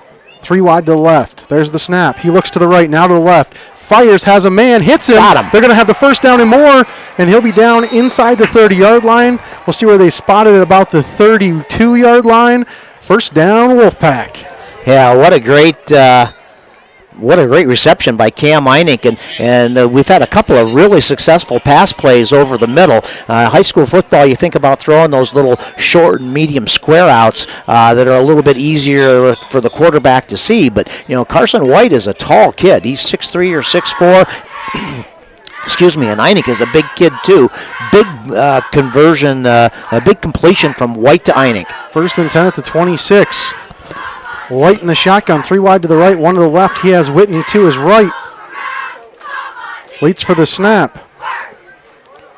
Toby Watson prepares to snap it. They bring Burchanowski across the formation. They'll run Whitney behind him, and Whitney going to power forward for what looks like 3 or 4 on the play. Yeah, for sure. It's just really hard running on the part of Sawyer. Was able to evade the first contact or 2 and able to fall forward for a nice gain on the play. 6:30 to play here in the half, 7-7. 2nd and 6 for the Wolfpack at the, what do they got it at, Doc? The 24-yard line. Yep, close enough. And this rain maybe helps us a little bit in the sense that Southwestern is not a huge team. And it's not like they've got 5 250-pounders on the line where the wet field would be to their advantage. So, CSP's looked really good here in the first half. White in the shotgun. There's the give to Whitney up the middle. He'll follow the fullback forward. And he's still moving. Nice carry there by Sawyer Whitney, pushing the pile another 3 feet. Yeah, for sure. Many times we describe running backs as being slippery. Now, tonight with the rain, we mean they are really slippery. Hard to bring Sawyer down, and that was enough for a first down, and Wolfpack are marching. They are. Sawyer Whitney doing the bulk of the work here, other than that deep pass to Cam Einink. And another first down inside the red zone they go. The Wolfpack showing that they're here to play. This is not a game that they expected just to lose here. They're not going to roll over and just take it. They're going to do everything they can. Well, I have really been impressed with CSP's effort. Certainly was a game that I did not come over here with a premonition that we were going to pull off an upset, but we have played really well here in the first half. Another whole half to go. 3 wide to the left, 1 to the right. They'll bring 1 across the formation. Whitney going to go to the left side. He has a hole, powers forward, down inside the 10, and he's going to be down at the 8-yard line. Sawyer Whitney's really getting it going now. Yeah, and again, that little trap play has worked really well. Little misdirection, run a trap block, run the running back right behind that trap block, and Sawyer's really, really quick on his feet tonight and has had a whale of a first half. And if you are in the CSP stands tonight, next week, if they make the playoffs, make a sign that says Feed Sawyer, because I think that's the key to victory here, is it not? Feed Sawyer. 2nd and 1 for the Wolfpack. Inside the 10. White in the shotgun, 3 wide to the right, 1 to the left. Whitney to his right. White going to bring running a wide receiver in front of Sawyer. They'll run right behind him. Sawyer will have the first down there and a little bit more, I think. Yeah, for sure. Let's see where the spot is there, Doc. It looks like he's standing right at the first down line. I think we're going to get a measurement here. Wow. Yeah, I thought that was pretty now definitive. He signals first down. Yeah, I thought that he had it without really much question. But it's going to be 1st and goal. Look at the Wolfpack driving the football. And the clock stays running here, Doc, even though it's actually stopped, and the officials are asking them to get the clock moving. Down to 4 minutes to play here in the first half. Could not have been scripted any better for the Wolfpack than what it has been. White going to go under center now. They go with the heavy formation. 2 tight ends, Whitney and a fullback, Gomez. White under center, waiting for the snap. There it is. The give to Whitney. He runs behind Gomez, gets hit at the line, drags the pile forward. Maybe a yard for Sawyer. Yeah, short gain on the play. But it's Beckerink, actually. Yeah, but I got to believe we're going to get a couple yards out of that. Certainly in 4-down territory as the clock winds down here at the end of the first half. 2nd and 7 officially at the 7-yard line. 3:20 to play, Doc. A 7-7 game here. The Wolfpack did kick off to start the game, so they'll get the ball first in the second half. Yeah, I believe that's correct. Well, let's get a score here. This would be huge going into halftime with a lead. Jumbo set once again. Fullback and tailback in the game. Whitney back in now. There's the snap. The give to Whitney. He'll turn it outside. Makes a nice move. And another one. He's down inside the 5 and down to about the 3-yard line is Sawyer Whitney. Yeah, we've got 2 more downs to gain 3 yards. And the clock keeps on ticking, Doc, down to 2:40. Tick, tick, tick, tick. 3rd and goal from the 3 officially. The Wolfpack taking their time in the huddle here, knowing that they can run this clock down a little bit, make it hard for Southwestern to answer before the half. Yeah, and they can't get a first down, so they have... Look at this. Burchanowski spread way over to the sideline on the far side. Everybody else right there in tight. Yeah, I like keeping the ball on the ground here twice. Here's the snap. The give. Whitney powers to the line. He gets to the goal line. Just short. But not quite going to break the plane. It's got to be at the 1, I got to believe. That'll bring up 4th and goal at the 1-yard line for the Wolfpack. Southwestern brings in their big boys. Number 71 is a stout character. Kind of like a fire hydrant with ears. So big play here, guys. 4th and goal for the Pack. We're down to 1:38 to play here in the half. 7-7 ball game. The Pack trying to take the lead here going into the half. Now let's be sure we have everybody on the same page of the playbook here. This is critical. And I almost think you take a timeout here. Run the clock down, take a timeout. I think that's exactly what he's doing. Good point, Josh. Down to 1:15, and there's the CSP timeout. Yep. 1:14 officially left in the half. Perfect. 4th and goal at the 1. What excitement we're getting here in Southwestern. Yeah, and that's a great call by you and Coach Bodemer there to take that clock down as far as you can. There's only one play left, barring a turnover. We're only going to have one play left in this half, and hopefully it results in a touchdown. And so you dialing up the same play here, Doc? Let's put on our coaching hats. Okay, same play. Same play as what? That we just ran? The Sawyer trap play to the left side. Oh, I see. Yep, very possible. Carson White has been pretty effective with the quarterback sneak. There you go. That would be an option here as well, especially with a wet football. They're trying to keep it dry. The rain has subsided a little bit, but I do think there's, the field is certainly wet, that's for sure. You can see it in the middle of the field between the hash marks, especially the 30 and 40 yard line area. It's pretty wet out there. Yeah. Well, and I hope we don't get too cute here, because to throw a pass when we have been so effective running the ball, we had one big completion on this drive, but we've been getting 2, 3, 4 yards on every crack rushing the football, and with 4th and goal from the 2, with 1:14 to go here in the second quarter, I'd like to see us use the skill of that offensive line to make a little crease, and Sawyer Whitney is in the game. So it seemed to me, Doc, that Greg White challenged the offensive line in that timeout. Troy Chambers and others came out, jumping up and down, slapping each other. We'll see what the Wolfpack does here on 4th and goal. And with Gomez as a lead block, that is a good recipe. White under center. The snap. He'll take it himself to the goal line and in for the CSP touchdown. Yeah, there we go. Excellent. Yeah, quarterback sneak. Didn't we talk about quarterback sneak? Carson White with a 2-yard quarterback sneak. I don't know how they interpret the aiding the runner rule in high school. You can't push them from directly behind, but you can run into them. It's a little bit of a tricky rule. They're basically just trying to prevent that tush push that they do in the pros, because that is a dangerous play. Well, I bring that up because Gomez was really close to pushing Carson into the end zone on that play. Horton's extra point in the air, and it is good. 14-7 CSP. Excellent. And you have a great point there, Doc, but apparently not enough to draw the attention of the officials. And how about this? CSP up 14-7 on the best team in the C-South with 1:09 to play here in the first half. Yeah, you wouldn't have proved it by me pregame and on the way over. Would not have thought that, but CSP came to play from the opening kickoff.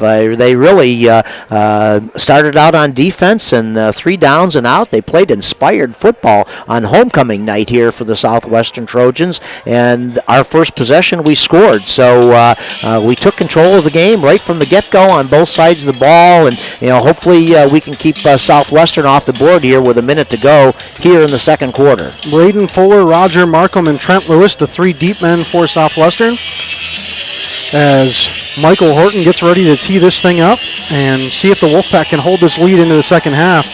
Remember, they'll get the ball first in the second half, Doc. This could be a really nice situation if their special teams and defense can hold up here. Yeah, absolutely, and I'm sure that Southwestern has all 3 of their timeouts, so they will have an opportunity to try to generate a second score here. Horton's kick going to take a bounce at the 25. Get past both defenders. Stay short. All the way down to the 5. They'll grab it at the 3. Here comes the Wolfpack. First man missed, but they'll grab him at the 9. Huge.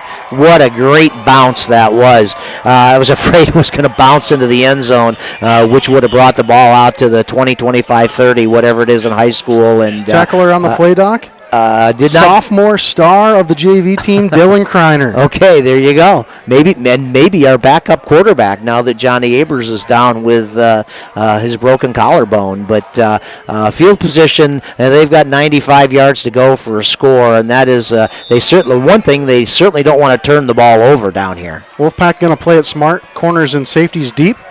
Lewis in the shotgun with Fuller to his left. 3 wide to the right side. Low snap gets past him into the end zone. Here comes the Wolfpack. They get Lewis. He throws it up. That's a penalty. Throws it out of the end zone. That's a penalty. And we'll see what that is. That should be intentional grounding in the end zone. Oh, he's calling it incomplete. Golly gums. There was a receiver in the area, Doc. Yeah, I don't. But the ball never got to the goal line. Yeah, Markham was over there where the ball went out of bounds, within a few yards of it. I'm going to have to talk to Chad Bongiovanni about that. He's probably right, and maybe I'm just hoping. But that sure looked like intentional grounding. Yeah, which that would have been a safety, right? Yeah, well, out of the end zone, I think that is a safety. But bad snap. I mean, operating out of the shotgun, the slick field and the wet ball does not make that a guarantee, and it certainly played in CSP's favor there. 2nd and 10. Lewis going to go under center now. Not going to have that mistake happen a second time. He has 2 backs behind him. The snap, the give to Fuller up the middle. He's got some room to run. Gets about 3 or 4 before the Wolfpack get a hold of him, and he'll be stopped there. Yeah, I got to believe after that near safety, near touchdown, Coach Jake Burkholder of Southwestern is just going to say to heck with it, deep in their own half of the field. 30-some seconds to go here in the first half, and they don't seem... Oh. Now he took a timeout. Now he took a timeout. There we go. Never mind, Doc. Doc. Yep, I take that back. Listen to the Wolfpack faithful. Are they happy or what? Oh, yeah. So it's going to be 3rd and 5 for Southwestern after the timeout. 33 seconds to play here in the half. And the Wolfpack fans now, the ones being loud, this homecoming crowd, kind of silenced for the moment. Oh, for sure. I mean, and that's why the beginning of the game was so surprising to me. Southwestern had a very emotional introduction of their starting lineups and their entire team, and had a homecoming crowd here. So, they are certainly in an emotional mood, but then CSP came right out. 3 downs and out on the first possession, a touchdown on our first offensive possession, certainly took the momentum and the energy away from Southwestern, and we were able to get a second score here in the second quarter. So really, really impressive effort for the Wolfpack so far. Homestand, standing room only, Doc. The student section all standing down front to the left of us. It's really an impressive sight. It looks like an A or maybe even a AA school here on the home sideline. Yep, absolutely. It's just a wonderful atmosphere and a great facility. Lewis in the shotgun. He has Fuller to his left, 3 wide to the right. The ball gets away from him again into the end zone. He picks it up. He fires it up. He has a man down there. It's Markham, and the Wolfpack cover that one really well. Yeah. And home crowd wants a flag, but Gavin Burchanowski high-pointed the ball and just put his hands in between the ball and the receiver. Yeah, I agree with the no call there. It was throwing into double team. The quarterback, a bad snap again. I mean, Jiminy Crickets. Lewis turned that terrible situation into something absolutely. good. He's made 2 good plays to field those bad snaps, and certainly prevented CSP from getting another score here at the end of the first half. 24 seconds to play, 4th and 5 for the Trojans. They'll have to punt out of their own end zone here. Yeah, Wolfpack return men at the 45 of the Trojans. Concerned about the snap. See if Wolfpack bring pressure here. There's the snap. Fielded cleanly, kick in the air. Nice high one. Wolfpack going to look to field that with a fair catch, and they do at the 45. Okay. So, hey, they're 45 yards away with 16 seconds. You going to take a shot here, Doc? Absolutely. It's our own. It's the Southwestern 45-yard line. We have 2 timeouts left, maybe. It's tough for you. I think that's what the scoreboard says. 2 timeouts remain for the Wolfpack? Yeah, I mean, we could theoretically run 3 plays here. So, absolutely, if we could get 20 or 30 yards, maybe be a great time for Mikey Horton to kick another field goal like he did last week. Yeah, we'll see what the big leg has in store for us if we get close enough. 16 seconds, to work with. They'll start at the 45 of the Trojans. 3 wide to the right, 1 to the left. White in a short shotgun, probably trying to prevent that bad snap. Absolutely. There's the snap. He fields it cleanly, looks to his right. He's under a little bit of pressure. He's going to be hit, and he's going to fall forward to get back to the line of scrimmage. Good job by Carson White fighting his way back up the field. And we have a wide open receiver down here. There was Burchanowski. Yeah, there was a broken coverage on the part of Southwestern. That kid was wide open, but didn't have time to throw the ball. That's part of football as well. Guys, in the stream, I'm going to open the view up just a little bit just because they're taking some shots downfield here. I know you've been asking for us to zoom in, and we did, but you don't want to be too tight on the line of scrimmage here if they're taking 20 or 30-yard shots downfield. 8 seconds to play. Curious what's going on in that CSP huddle right now. Again, as you said, Doc, they have timeout, so if they can complete one halfway there, take a timeout and then you take a shot to the end zone or let Michael Horton have a shot at it. Yeah, I think that's in the southwestern half of the field. I think that part of your playbook is open.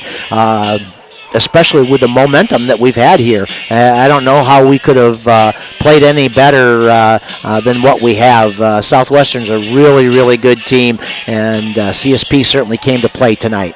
Here come the Wolfpack now. 8 seconds to play, 2nd and 9. White in the shotgun. 2 wide to the right, 1 to the left. They'll go with a little extra blocking protection for him. He drops back. Now he has to roll to his left. He's going to get to the line of scrimmage, and he's going to take off down the side, get out of bounds with 1 second on the clock. Now they roll it to 0, and we'll see what happens here with the clock. Yeah, the official might put 1 second back because when we looked at the clock after Carson had jumped out of bounds, there was 1 second to go. Yeah, and they're making the chain gang move. They wouldn't do that if it was out of time. So. Right. Yep, putting 1 second back on. So Carson turns nothing into something there. Picks up a first down, gets 10 yards. Yeah, and that's the right call. I mean, there's always a lag time between when the official timeout CSP, lag time between when the official blows the play dead and the guy running the clock on the scoreboard sees that and punches the button. So it was the right call to put 1 second back on the clock. But and hey, give those scoreboard guys a little bit of credit. That's a tough deal. Yeah, it is. It's not a fun job. Yeah, yep, it is. And I think Jerry Ireland will be the first one to tell us, give me a break, I'll fix it. It's okay. He does a great job over there in Panama, but he sure lets you know when you get on him about the scoreboard. Yeah, that is very true. He's very thin-skinned. But, with 1 second to go here in the first half, I got to believe CSP is going to take a shot at it. Why not run a screen pass or throwing the ball over the middle. We've been very successful throwing the ball over the middle throughout the first half here tonight. Trips to the right, one receiver to the left, Whitney to the right of White. White takes the snap. He looks to his right. He's going to roll that way. Now he's going to take off back towards the left. He's got a blocker, actually. He's going to get to the sideline, but he won't get any further. Right. He's got to throw that ball. I mean, even though he had a lane to gain 10 and if you look down in the end zone, Burchanowski again wide open in the end zone. Yep. So the first half comes to an end, and no one on the CSP sideline can be upset with where they're at. 14-7 lead over the top-seeded team here in the C-South, the Southwestern Trojans. Well, I'm sure Jake Burkholder is going to have a awe-inspiring halftime motivational speech for his Trojans. This was not what they were expecting, but they'll come out and play a great second half, and if CSP can repeat their performance, I got a really good feeling for the Wolfpack tonight. And anybody in green who didn't believe before this thing started, you better start believing now. You better call your friends, tell them to join the feed. We're going to have a fun second half here in Southwestern. We're going to send you guys off to some quick messages from our sponsors. We'll be back with the halftime show here in just a few minutes on the 98.9 Sports Stream. Thanks for listening to this broadcast of CSP Wolfpack football coverage on the Channel 98.9 Corry Federal Credit Union Sports Stream at channel989.org. Stay tuned. The Corry Federal Credit Union halftime show is coming up shortly.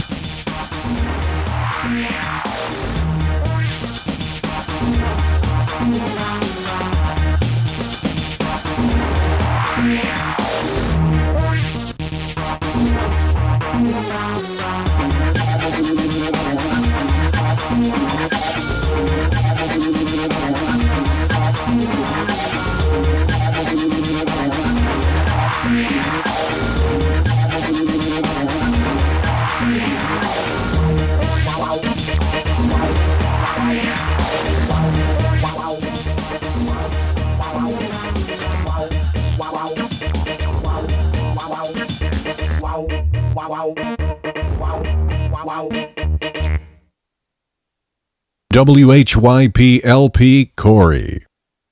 The Corry Federal Credit Union is the platinum sponsor of CSP Wolfpack football play-by-play coverage on the Channel 98.9 Sports Stream. The Corry Federal Credit Union would like to wish the Wolfpack the best of luck this season. The Corry Federal Credit Union has been serving the community since 1958. They offer a wide range of financial and banking services for you and your business. The Corry Federal Credit Union is located at 728 Worth Street in Corry, 56 North Main Street in Union City, 315 Main Street in Spartanburg, and online at corryfcu.org. The Channel 98.9 Sports Stream thanks the Corry Federal Credit Union, a not-for-profit organization, for their support of CSP Wolfpack football play-by-play. This is Channel 98.9 Music.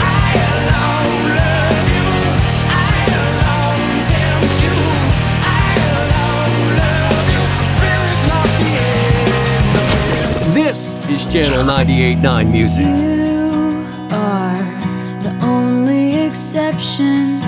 You are the only exception. And this is Channel 98.9 Music. So who the hell am I to expect a savior? Oh, if I only talk to God when I need a favor. But God, I need a Corry's Radio Alternative, Channel 98.9. When I was little, I didn't talk for a long time. I was sensitive to lights and sounds, so I'd build secret hiding places where they couldn't get in. Sometimes I'd do the same things over and over, until one day I found out I had autism. My family got me help. Slowly, I learned how to live with it better. Early intervention can make a lifetime of difference. Learn the signs at autismspeaks.org/signs. Brought to you by Autism Speaks and the Ad Council. Hi, I'm Bob Stye. I host the Grunge Garage. We take you back to the 1990s with all your favorite alternative and Britpop songs.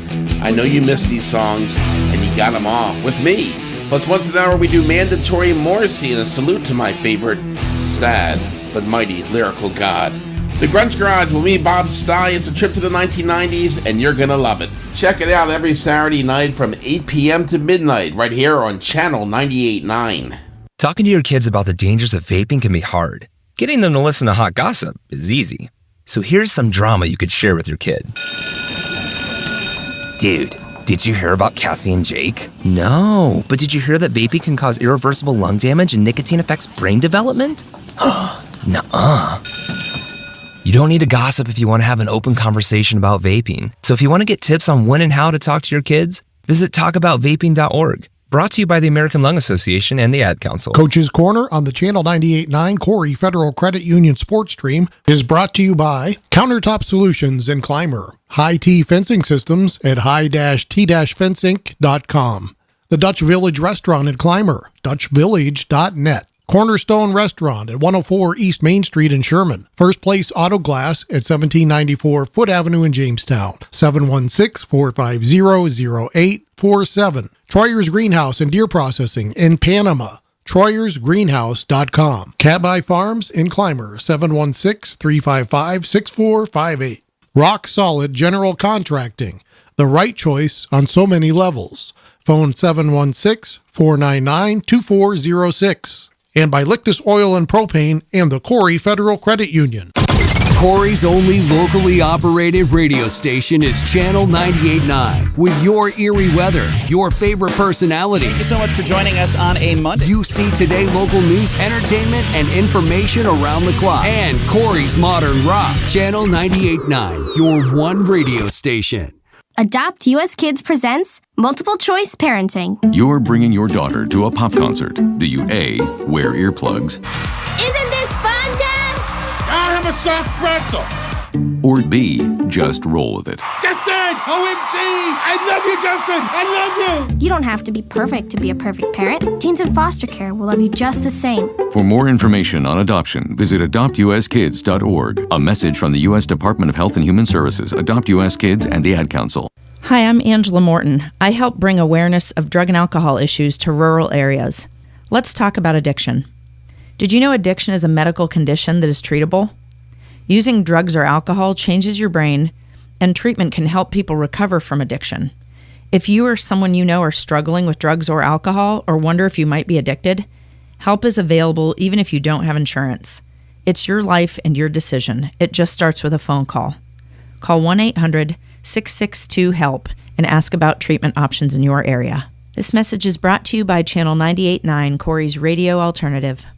CSP Wolfpack football coverage on the Channel 98.9 Sports Stream is powered by Lictus Oil and Propane in Clymer. Family-owned Lictus Oil and Propane continues to supply liquids and fluids for agriculture, industry, and homeowners. Heating oil and propane services and off-and-on diesel fuel services are also offered. The Channel 98.9 Sports Stream thanks Lictus Oil and Propane for being a major sponsor of CSP Sports. Some people won't give you the real talk on drugs, but it's time we know the facts. Fentanyl is often laced into illicit drugs and used to make fake versions of prescription pills. You can't see it, taste it, or smell it. Suppliers mix fentanyl into their products because it's potent and cheap, and the dealer might not even know. Keep yourself and others safe by knowing the real deal on fentanyl. Get the facts. Go to realdealonfentanyl.com. This message is brought to you by the Ad Council. This is your captain. We are going to be experiencing some slight turbulence. Please fasten your... Oh, hold on. Just got a video of my cat. Imagine the pilot of an airplane was as confident as you are texting and driving. Seems kind of crazy when you put it like that. Visit StopTextStopWrecks.org. A message brought to you by the National Highway Traffic Safety Administration, Project Yellow Light, and the Ad Council. I'm Dave W. Phillips, along with my sidekicks, Taryn McKenna. We have a new show here on Channel 98.9. It's called Studio B. Indie alternative music, SoCal style. Studio B is new, cutting-edge music from up-and-coming artists, or artists you may not have heard of before. Studio B, Sundays at 7 p.m., right here on Channel 98.9, Corry's Radio Alternative. Talking to your kids about the dangers of vaping can be hard. Getting them to listen to hot gossip is easy. So here's some drama you could share with your kid. Dude, did you hear about Cassie and Jake? No, but did you hear that vaping can cause irreversible lung damage and nicotine affects brain development? Nuh-uh.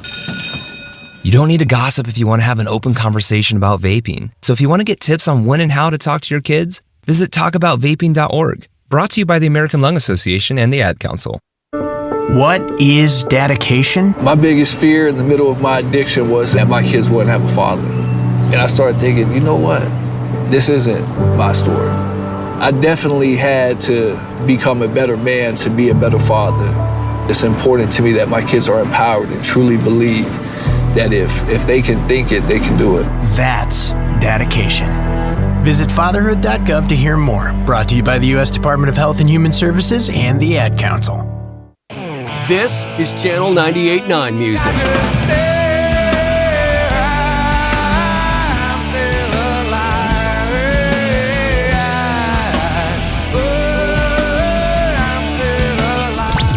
This is Channel 98.9 Music.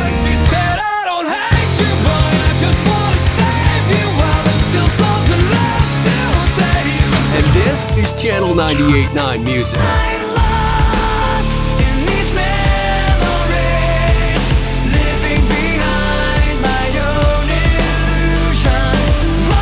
Corry's Radio Alternative, Channel 98.9.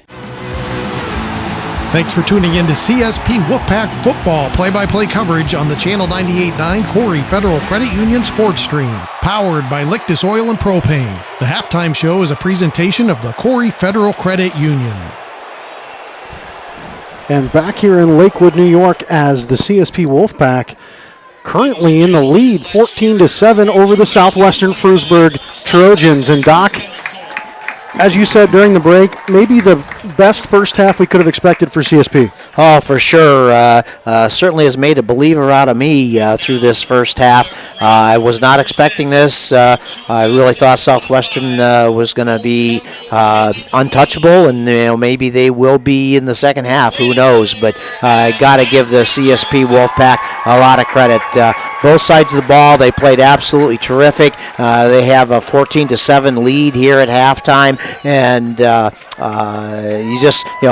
if we can duplicate the second half, we're going to come home a winner, and that would be a huge win, and certainly muddle up all the playoff stuff that you presented before the game. Yeah, and so as I mentioned, beating this team actually doesn't help CSP in the playoff hunt. I mean, it does depending on what else happens, but this standalone doesn't help them. So it kind of seems funny to say that, but because of it would just bring more implications to the three-way tie for the second, third, fourth, and fifth place. Right. Potentially in fifth place. Faulkner has the toughest road. They got to play Chautauqua Lake tonight and this Southwestern team next week. we're going to have our hands full with Portville, too. I mean, they had one game in particular. I don't remember who that was. That really surprised me. They beat Salamanca. Okay, yeah, that's right. That's right. Yeah, how competitive they were against what I thought was really a pretty strong team. And Bolivar is a long drive. We have to factor that into our pregame planning as well. And Portville has to win their last two and have Salamanca lose a game in order for them to sneak into the playoffs. So they got work to do and they need some help. And Salamanca, by the way, they picked up the win last night over Fredonia, so they only have Chautauqua Lake left.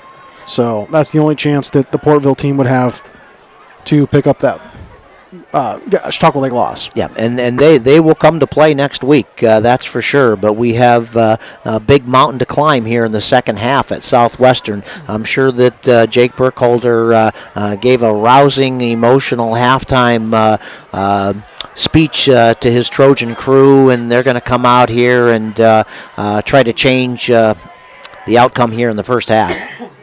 Well, and as much as Burkholder gave a halftime speech, you have to believe that the Wolfpack now believes they could do something here. Yeah, that's for sure. And giving a team like this the hope that they can do it might be all they need to be able to do it. And we'll see if the second half is a tale of which coach has the teams more motivated and who makes the better corrections. Yeah, who makes the best adjustments. Yeah, big and I deal. think for the Wolfpack defense, it's just trying to contain that run. I think Southwestern was starting to get somewhere with that quarterback draw play, that action where they would fake the handoff to one side and he would bootleg out to the other. You got to watch those ends, keeping the play inside and keep that running back or quarterback in this case contained. Well, and I was very unimpressed with Southwestern's passing attack. I kind of was led to believe that it wasn't a phenomenal passing attack, but they don't do that much. They've only thrown the ball 3 or 4 times here in the first half, and not all that effectively. The timing was not crisp, and the rhythm of the play was not smooth, and they certainly look like they certainly plan on rushing the football as a first choice. And if our defense continues to play like they did in the first half, I really like our chances. If you're one of the folks just now joining us, the Wolfpack went up 14-7 with less than a minute to play, and then Southwestern got the ball on a muffed kick return and started at their own 5-yard line. And 2 straight plays, Trent Lewis got snaps down on the ground that he had to chase into the end zone and somehow managed to prevent giving up a safety. Really just kind of saved the game, at least for now, for Southwestern. Yeah, he's really a good quarterback. He's the best quarterback I've seen in our league so far this year, and he made 2 very, very athletic plays, and whether those could have turned into safeties very easily, or if he would have fumbled it out the end of the end zone or in the end zone, we could have ended up with a touchdown pretty easy as well. So, he is really a nice quarterback, but he's a terrific runner, but the passing attack has not been there through the first half tonight for Southwestern. On the other side, Doc, CSP definitely leaning into what they're good at, and that's Sawyer Whitney. But, hey, Carson White's hit some shots down the middle of the field. Yes, he has. 2 passes in particular. Cam Leineck is a great target. That kid is a large kid. Long arms, long legs, and he is a player. Very impressed with Cam's efforts, not only on offense but on defense as well.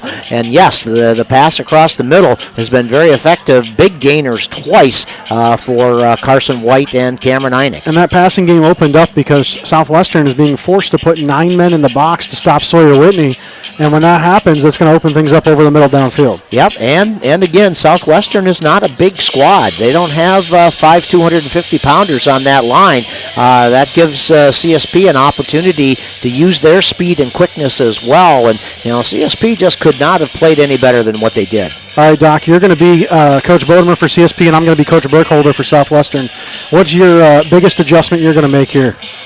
The adjustments are going to be more of the same, and I may put a spy on Southwestern's quarterback. The majority of their offense runs through him. I may take Gomez and just say, Gomez, you follow him wherever he goes, right, left, or wherever he goes on keepers. That's probably what I would do. I think that's the bulk of Southwestern's offense, and that's where I would be looking to stop. And if I'm Coach Burkholder, Doc, I am getting Roger Markham involved in this football game. Yeah. He's your leading receiver. and he is a talent down the field. He also can make players miss. So whether it's wide receiver screens or it's some other sort of way to get him involved, even like a jet sweep or something, get the ball in his hands, let him take the pressure off Trent Lewis. And by the way, that makes Trent Lewis more of a weapon if you have somebody else doing something. Yeah, have a second and third option. I mean, Markham is tough, and Fuller is tough, and Lewis is tough. They've got, three kids that certainly can be game breakers, but, that passing attack has just not had great timing so far tonight, and if we can concentrate on stopping the run, again, CSP has just played as good as they could play. Southwestern's homecoming festivities in the books here for halftime. They've crowned the kings and queens for both Fredonia and Southwestern, and now the Wolfpack trying to crown themselves the winner of this game. We'll see if they can hold on to the 14-7 lead as we go to second half action here momentarily. And we received the opening kickoff here in the second half. What a great start that would be to march the ball down the field and get a 2-touchdown lead in this game. Doc, you mentioned Cam Eining in the big play he had over the middle. There's a great picture out there for the CSP fans listening. Go take a look against Chautauqua Lake in Clymer. He made a catch at the 50-yard line where he jumped over top of the Chautauqua Lake defender. And it was Asher Olson, not a small guy, huge tight end. And he jumped over him and made a really tough catch in traffic. One of the most athletic guys on this team is Cameron Eining. Well, and he had a great pick six, and I don't remember who it was against, but he was rushing from his linebacker or defensive end position, jumped up and was able to control the pass, come down with it, and score a touchdown. Certainly a tremendously athletic play as well. And it looks like Oscar Harris is ready to get this thing started for the second half. 14-7 CSP, and the pressure now on the 6-0 Trojans, and now the Wolfpack going to have to see if they can hang with them for one more half. Yeah, the longer CSP can maintain that lead, the more the Trojans start to second-guess their efforts, and I am very confident that they did not feel they were going to be down by a touchdown to start the second half here tonight. CSP's two losses to Chautauqua Lake and Salamanca, both those teams just beat up by this Southwestern squad in the last few weeks. Harris ready to kick it away now. He's a good kicker. He's had a big foot into a number of kicks. Nice high kickoff. Going to be fielded down at the 5-yard line by the Wolfpack. Here comes Burchanowski. A man falls down. He'll jump around him and get brought down at about the 17-yard line. Yeah, and that's an inspired kickoff return from the Trojans. They came out to play here in the second half and certainly showed that emotion here on the opening kickoff. The man who fell down, Trent Lewis, star quarterback, and I guess he plays safety and corner on defense. And got to be careful when you're the star player on kickoff team and falling down in the rain like that. Yep. Many times the quarterbacks don't play on both sides of the ball, even in the season Ds. Wolfpack break their huddle. They'll start at the 18.5, 19-yard line. White in the shotgun with Whitney to his right. He has 3 wide to the left. He'll look over at the defense as they put 7 in the box for the first time all night. Not a loaded box. We'll see what happens here. Wolfpack going to run it to the left side. Whitney has room. First down and more up to the 40, 45. Makes a man miss. 50. Down to the 40 of the Trojans, and how about that to start the second half? And there was hardly a block thrown on that play. It was all direction to the near sideline to the right, and they ran Sawyer as a counter back to the left, and he just was like Moses parting the sea. There were just Trojan players on his right and left, and he was squirting in between them. It was absolutely terrific. Another great run by just the sophomore, Sawyer Whitney. 41 yards on the carry for Whitney. First and 10 for the Wolfpack at the Trojan 40-yard line. White in the shotgun, 3 wide to the right, 1 to the left. Whitney to that side. He'll wait for the snap as he checks the defense. Still only 7 in the box. There's the snap. Fakes the give to Whitney, throws it out in front of Beckerink, and Beckerink can't quite get to that one. Just a little ahead of him, and it's incomplete. Yep, and again, we've been so effective rushing that football, but crossing the 50-yard line, Coach Bodemer feels that we're probably in 4-down territory anyway, so elected to throw that little swing pass. But again, the defensive end was able to get his hands up in the air and affected the trajectory of that pass from White, and it's going to be 2nd and 10. And I don't mind the opportunity to get Beckerink involved in this offense. He's a change of pace guy and can really make things happen as well. 2nd and 10 for the Wolfpack. 3 wide to the right, 1 to the left. White checks the defense. There's the snap, the give to Whitney. And Whitney up the middle makes one man miss, then takes a big hit after about 5 yards. Yeah, there again, we run into that left side. Trent Lewis on the hit, by the way. We are really dominating the line of scrimmage, and whoever our left guard and left tackle are, they are doing an absolutely terrific job of opening up holes for Sawyer Whitney. I think the left side's the Red Lecky and Chambers side. Well, no, that's the right side. That's the right side, yeah. So going to be 3rd and about 5 for the Wolfpack now. 10:38 to play in the third quarter. They lead 14-7. This is the opening drive of the second half here. And I got to believe that we've got 2 downs to make these 5 yards, but let's remove that from the equation of the drama and just get it here. 3 wide receivers to the right, 1 to the left, Whitney to the right. There's the snap, fakes the give to Whitney. He'll look to throw. Now he'll roll out to his left. He'll stop, set his feet, fire, and it's picked off down at the 20-yard line. Up the sideline to the 30 to 35. He's hit there.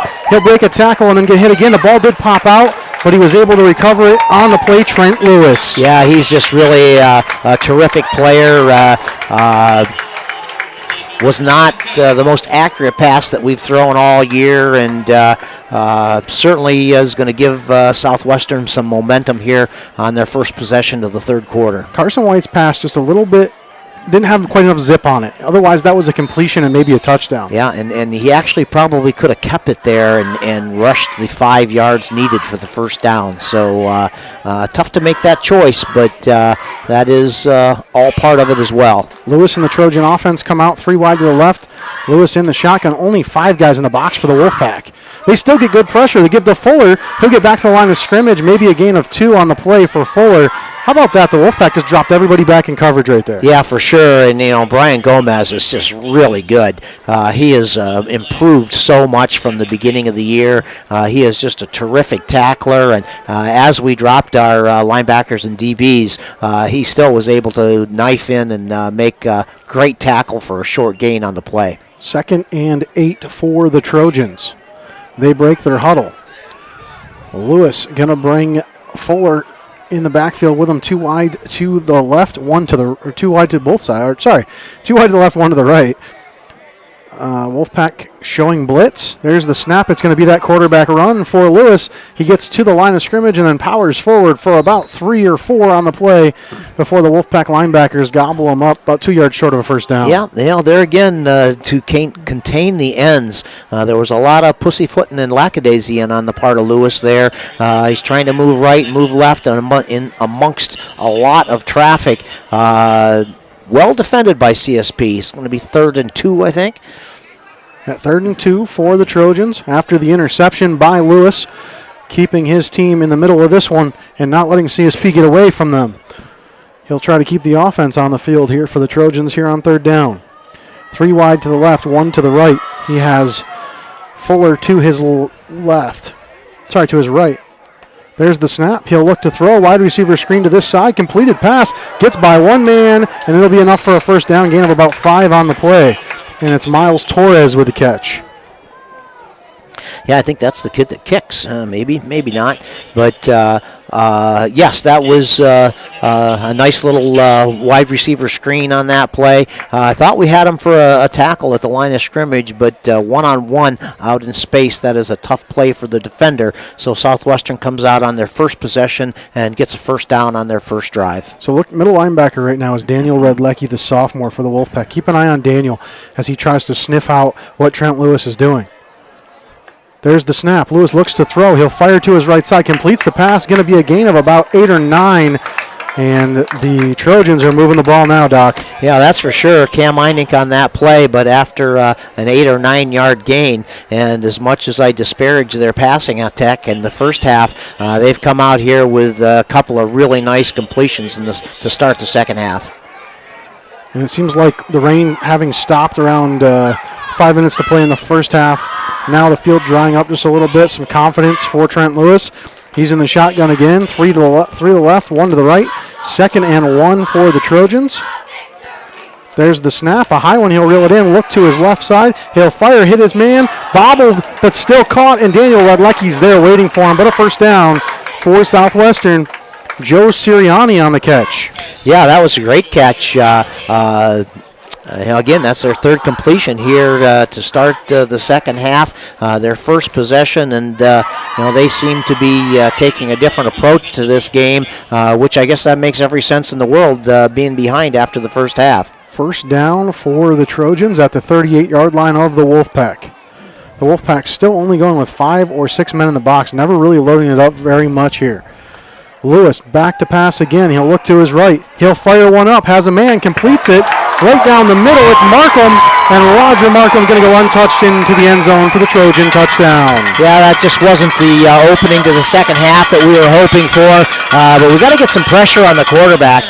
The one thing that happened to Lewis that whole drive was very little pressure as we dropped back, people giving them time to pick apart, pick soft spots in the defense, and Markham, it's tough to contain him the whole game. So the Wolfpack dropped back into a nickel defense there and just didn't have the zones covered across the middle like you need to in a nickel defense. If you're going to leave that much room in the middle, you got to make sure somebody steps up and deflects that sort of pass. Extra point kick is up, and it is good. So we have a tie game here in Lakewood. 14 apiece is the score with 6:41 to play in the third quarter. Southwestern, after the Trent Lewis interception, march 73 yards for their second score of the game. And now we're back to even. Yeah, that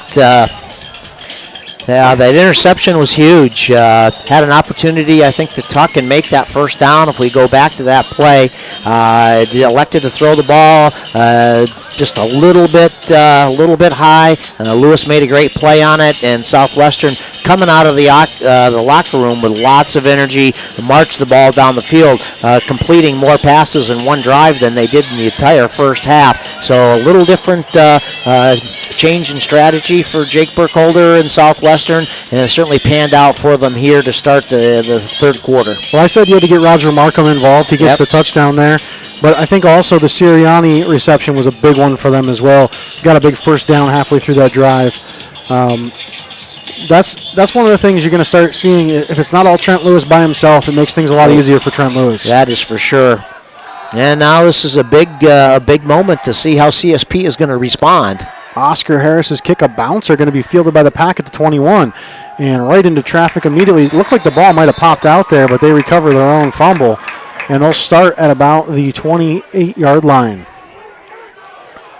Well, this is a great gut check time for the CSP offense. Injured player for the Pack as well. I believe it was the return man. Could be Burchanowski. Or is it Persons? Yeah, I think it's Talon Persons, but I'm not positive on that number. And the Wolfpack already down a receiver with Johnny Abers out. Tough to lose another here. Yeah, always hoping Pearson's, that it's a cramp. But Persons is fast. He's just a very fast guy. And, hopefully, just like you said, just a cramp. But it looked like he was holding his ankle there when the coaching staff came in. Yep, kind of looks like an ankle issue to me. So to recap for everyone, CSP starts the game off with a really nice defensive stand, get the ball back, march right down and score a touchdown. They have another very nice defensive stand, and then look like they're about to march down and score again, Doc, and take a 14-0 lead. They give the ball back to Southwestern. Southwestern scores, so we're at 7-7. The Wolfpack at the very end of the first half march down and score again. Southwestern had some problems right there before the half, fumbled twice in the end zone, somehow avoided disaster, and kept the score at 14-7 at the half. CSP came out, were driving to extend their lead, threw an interception to Trent Lewis, and then Lewis and his Trojans marched the distance to tie this thing up. Yeah, and with a very precision, surgeon-like passing attack as well. We're just going to have to get some pressure on that quarterback and not give him all that time for the receivers to get open. 1st and 10 at the 28 for the Wolfpack. White going to send Beckerink in motion. He'll run Whitney right behind him. Whitney going to have room. He gets around the edge and falls forward. Gain of about 7 on the play for Sawyer Whitney. Boy, there again, this isn't high-tech football. This is just running Sawyer Whitney off our left tackle, and we're getting 5, 6, 7 yards pretty much every single time we give him the ball in that direction. Doc, I don't know where the sign is that I keep telling everybody to bring, but feed Sawyer. Yeah, there you go. This guy, I mean, if you're averaging that many yards per carry, this is the same thing that Randolph had a couple of years ago. They had what was that guy who was their tailback a couple of years ago? The kid that ran for like 8 yards a carry. Yep. Just give him the ball every play. Yeah, wasn't it a Hind? That's what it was, Xander Hind. Yeah, Xander, yep. White in the shotgun, 3 wide to his right. He'll bring Beckerink across the formation. There's the snap, the give to Whitney. This time there's guys in the backfield. He spins away from the first one, but he can't keep his balance, and he'll go down for a loss of about 3 on the play. It's going to be a loss of 5 on the play. Yeah, and Southwestern is shooting their linebackers, and they made the right call there because they were able to split the gap, and that play had no chance of going anyplace. 3rd and 7 now for the Wolfpack. And you see both teams making some substitutions here as they go to a more passing offense and looks like probably a nickel defense for Southwestern. An extra defensive back coming into the game. Wolfpack break the huddle. White in the shotgun. He'll have Whitney to his right, 2 receivers to that side, 2 to the other side. That's the wide side of the field, the left side. White takes a look at the defense. He's ready. Snaps the ball. He'll look to his right. Now looks over the middle. Fires. And that one bounces off the hands a little low for the intended receiver, Mason Groders. And that'll bring up 4th for the Wolfpack. Yeah, that's not the response that we were hoping for. 3 and out. Going to punt the ball away and give the ball back to Southwestern. Markham and Braden Fuller, the deep men, and here comes Trent Lewis to join them. They'll have 3 deep men on their punt return as well. Unusual look for a punt return.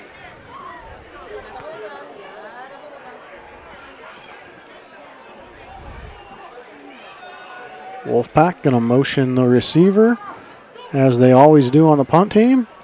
There's the snap, a high one reeled in by Horton. He gets that one in the air, but he skies it. Not going to be a very long punt. Went out of bounds at about the 47 or 48-yard line. Yeah, that's and the refs are going further. That's 45. My pitching wedge. That's the shank off. And Michael Horton has been really clutch with that foot for the Wolfpack this season. But that, other than a few missed extra points, I think it was week 2. This was probably his worst kick of the season, so he's got to shake that one off. They're going to need his foot before this thing's over. Yeah, that's for sure. Gives Southwestern great field position here on their second drive of the second half on the CSP's own 45-yard line. 4:45 to play here in the third quarter.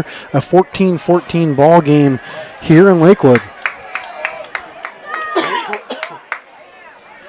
Lewis in the shotgun. Fuller to his right, 3 wide to that side. There's the snap. He'll run it right up the middle. He has room to run. He's going to get by 2 men. He's up to the 30, the 25, and drugged down by the pack out of bounds at about the 22.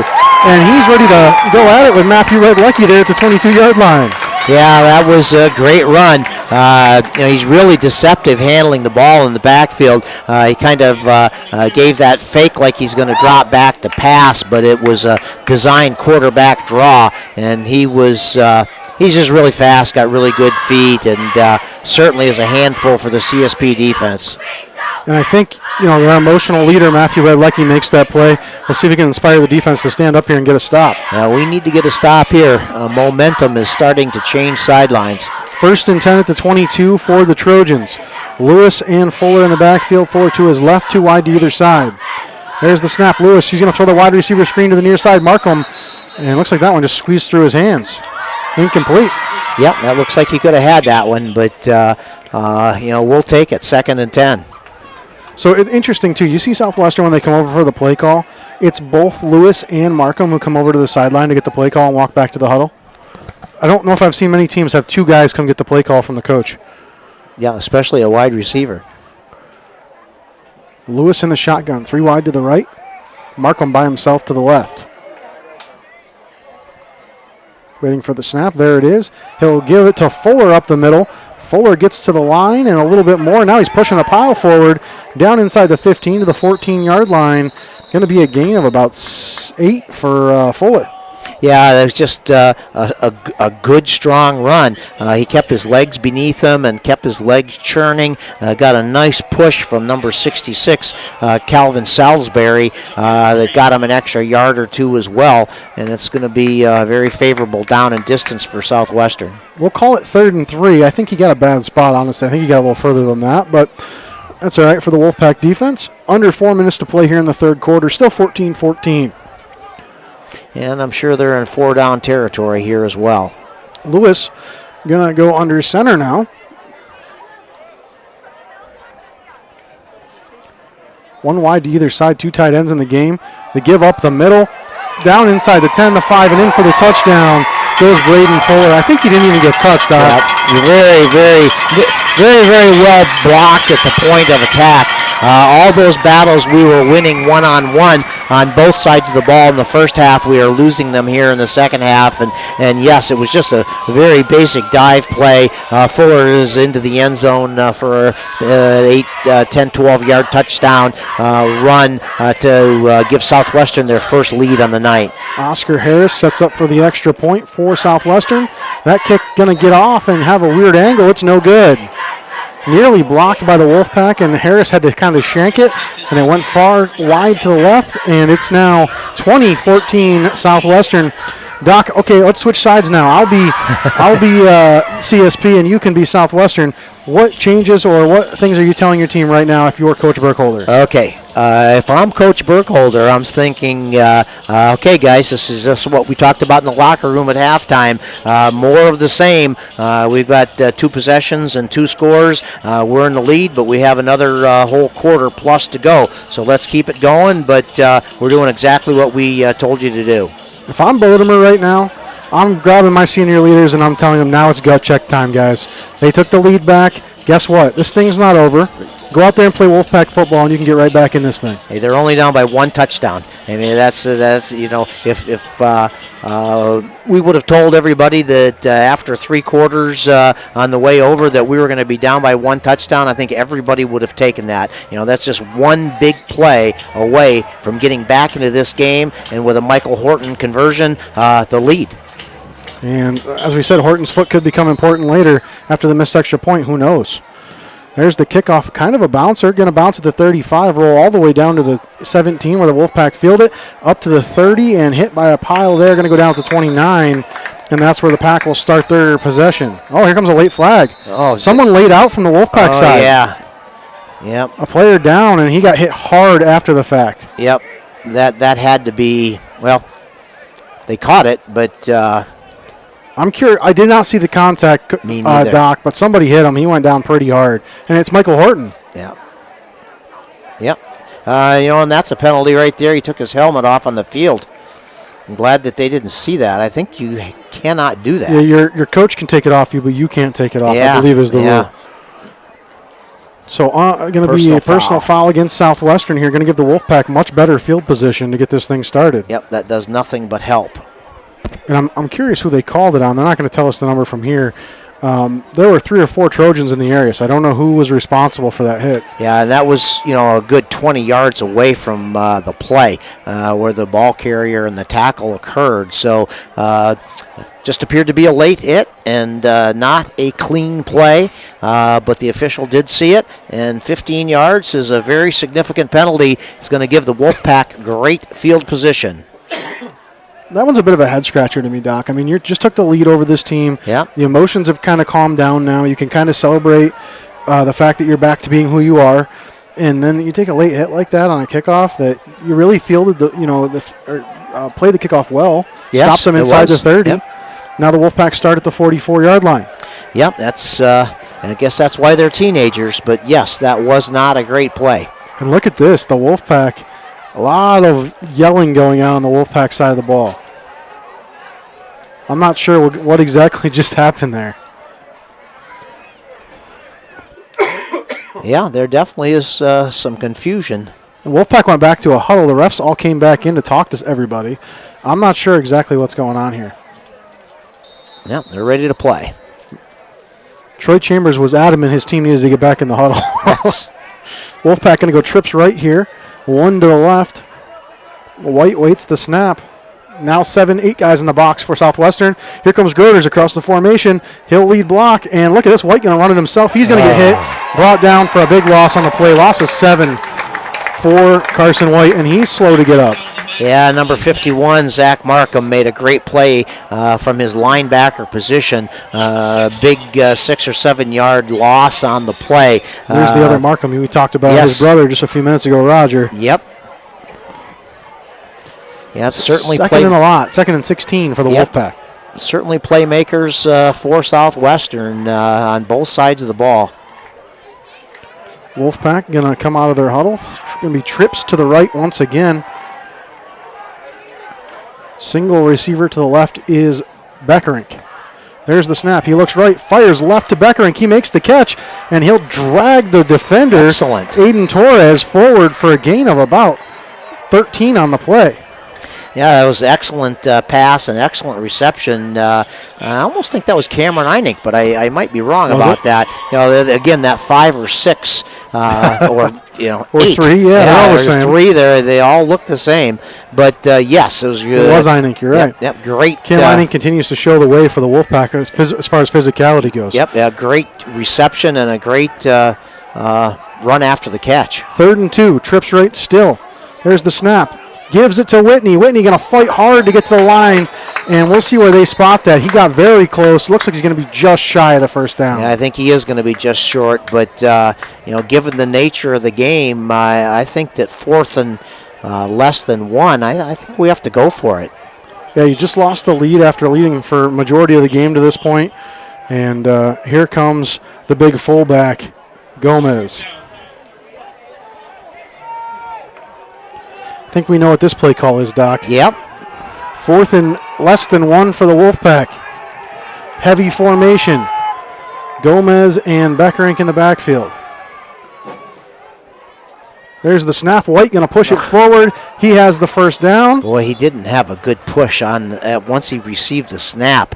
It didn't look like he had a good initial push.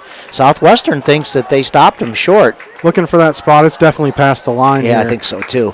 I do think that Carson's second effort allowed him to achieve that first down. But yeah, it's a critical spot. Looks like they may measure this. Jiminy crickets. It looks to me like he's clearly past it. Oh, yeah, me too. Yeah, matter of fact, the down marker is on the left side of the yard line, and the ball is on the right side of the yard line. And they will measure this. Yep. Big measurement here for both teams.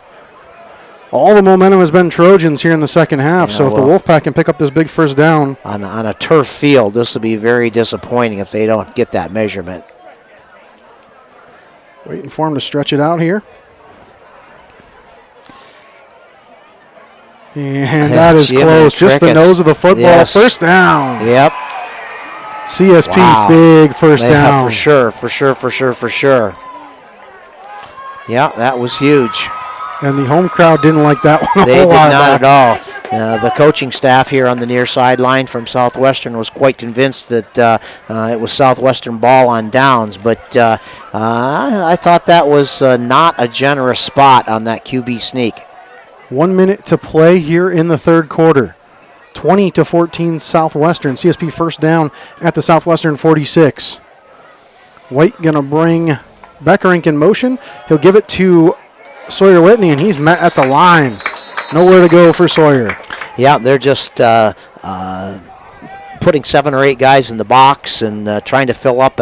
Everybody has one gap and making it really tough for Sawyer to run. So this game started the opposite way. Both teams not really putting anyone in the box. Yeah. Now Southwestern's basically saying, we're going to dare you to throw the ball against us. And I think that's what we're going to have to do because with that many guys in the box on defense, it really makes it tough running. 2nd and 10 for the Wolfpack now. Clock down to 3. Actually, we're going to finish the quarter here, Doc. Fourth quarter here in Lakewood, 20-14. Southwestern leads the Wolfpack.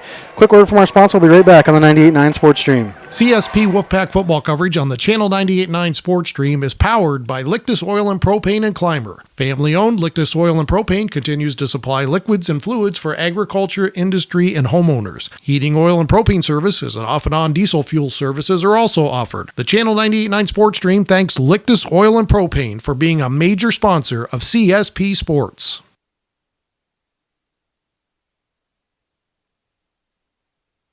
CSP Wolfpack coverage on the Channel 98.9 Sports Stream is provided in part by Steve Daniels Electric and Flicks Heating, Plumbing, and Air Conditioning, now at their new location, 126 West Smith Street in Corry. They offer residential and light commercial new services as well as electrical repairs, well pumps, and well conditioning systems. Phone 814-665-6034. Online at flicksheatingplumbingandac.com. We thank Steve Daniels Electric and Flicks Heating and Plumbing for their support of Wolfpack football coverage. Doc, we had the Southwestern Pittsburgh Steelers here for a moment as they played Renegade. Nonetheless, it is 2nd and 10 for the Wolfpack as we start the fourth quarter. They trail 20-14 here at this homecoming game for the Trojans. 3 wide to the right, 1 to the left. There's the snap. White going to look to throw. He looks to his right. Now he'll roll to his left side. He's got room to run there. He's up to the 40, the 35, and out of bounds at about the 33. We'll see if he had enough for the first down. Very close. It's going to be about a yard short, I think. No, they're moving the chains. I think he had it by plenty, yeah. And that was a great choice by Carson. Certainly was a design pass play. Dropped back, had plenty of time to pass, but could not find an open receiver. Yeah. Made a great choice to keep it and scampered for 11 or 12 yards. He was looking for Burchanowski, who was breaking from the numbers on the far side towards the middle. Markham had stepped up on the outside, and Lewis was in position to make another pick. So good decision by Carson White. That was a great choice. 1st and 10 at the 34-yard line for the Pack. White in the shotgun, trips to the right.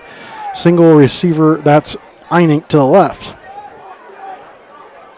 A lot of guys in the box for Southwestern. There's the snap, the give to Whitney. Kind of a delayed handoff. He makes a nice move. Going to pick up 2 or 3, does Sawyer, before he gets clotheslined there by the defender.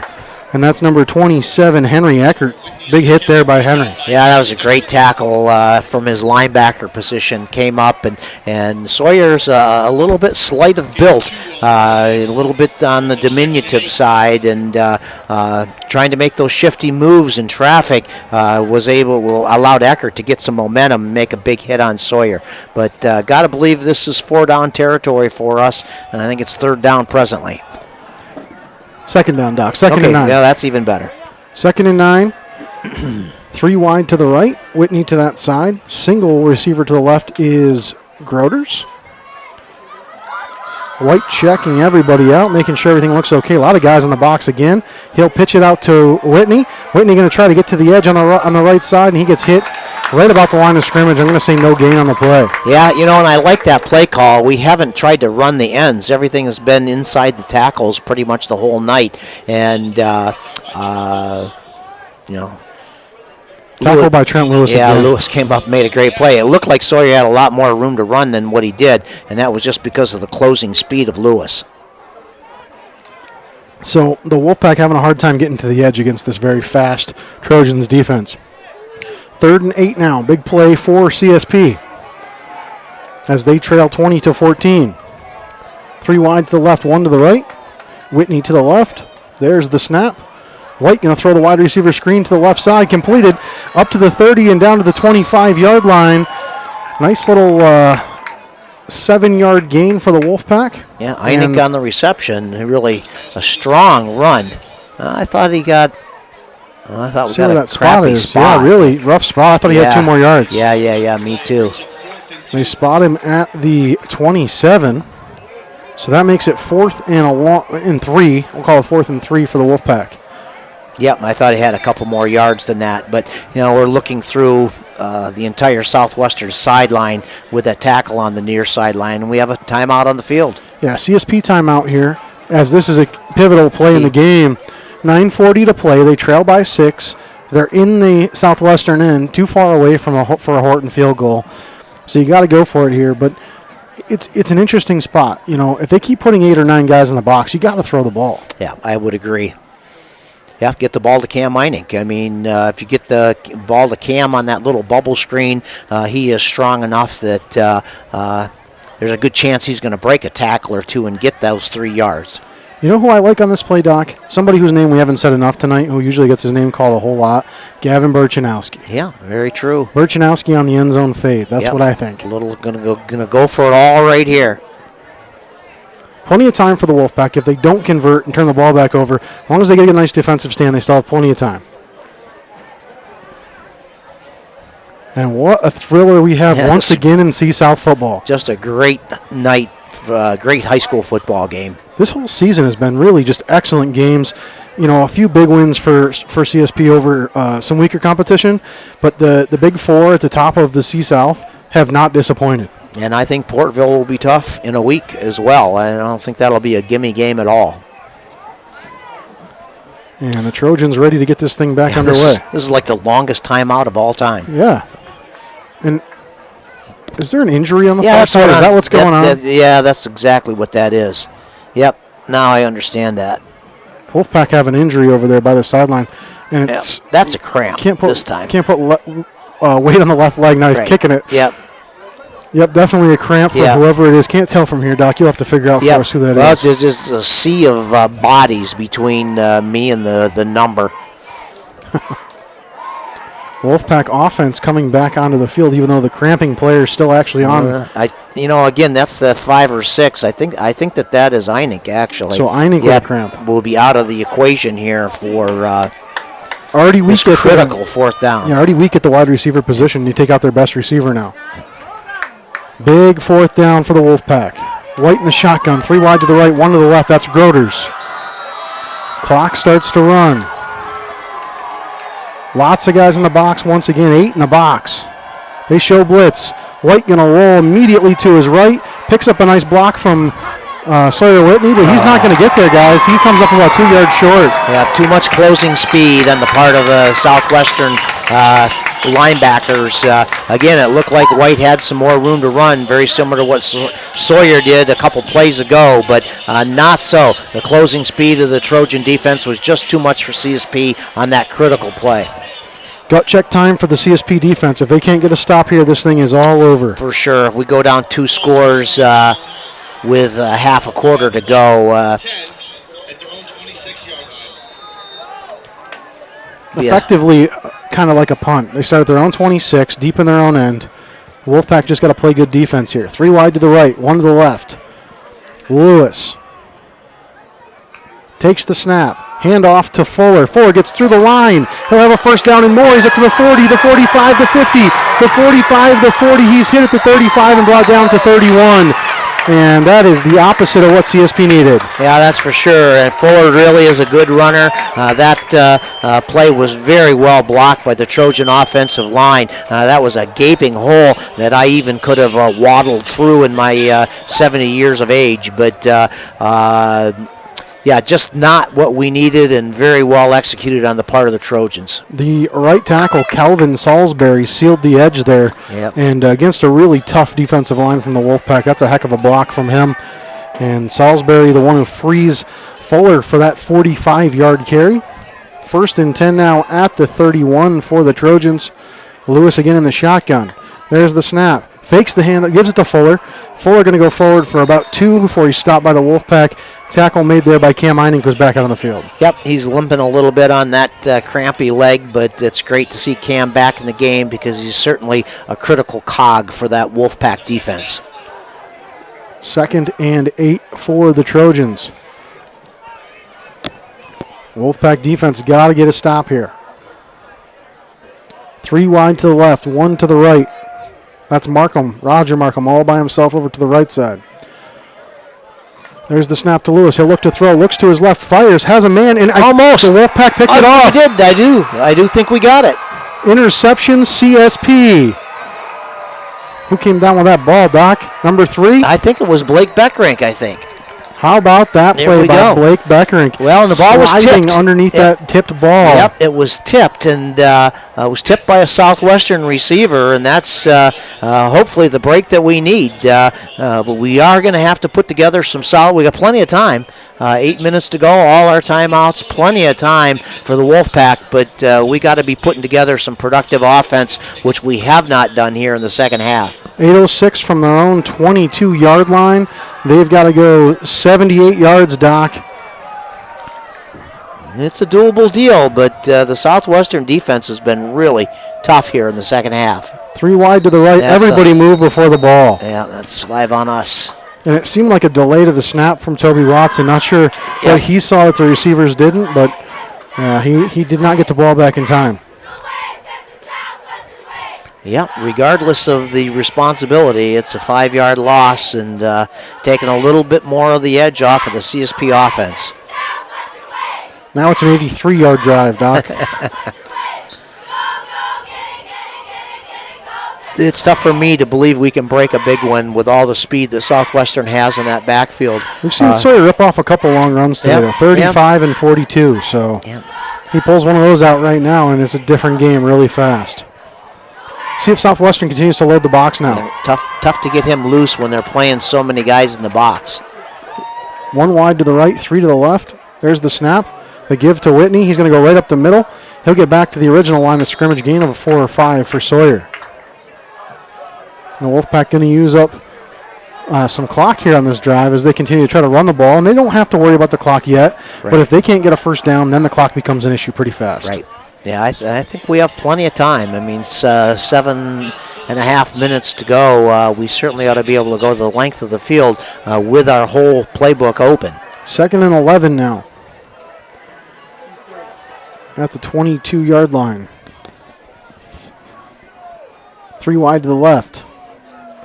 He'll bring one across the formation. There's the snap. Fakes the give. Now he'll run himself to the right side, the quarterback draw. And he's going to pick up 3 or 4 on the play. Not a huge gainer, but Carson White keeps the ball moving in the right direction. Yeah, I don't know if that was an RPO. It certainly looked like he had the option to run or pass there, making the decision what he thought was most productive. But 3rd and 6, big third down here for CSP. It is huge. Yeah, we've had a bunch of big downs. 6:55 to play in this game. 20-14. Southwestern shows the way. And the Wolfpack facing a big 3rd down and 6 in their own end. Yeah, there's so many big downs, and that is a function of Southwestern's defense. Southwestern's played really good on that side of the ball this half. 3 wide to the left. White waits for the snap. 7 guys in the box for Southwestern. They bring pressure right up the middle. White's going to step to the side, throws. Gavin Burchanowski drops the pass. Wide open at the 50, and it went right through his hands. Burchanowski can't hold on. So, too. Yeah, would have loved to have made that reception. Trying to get Gavin loose in the Southwestern secondary all night.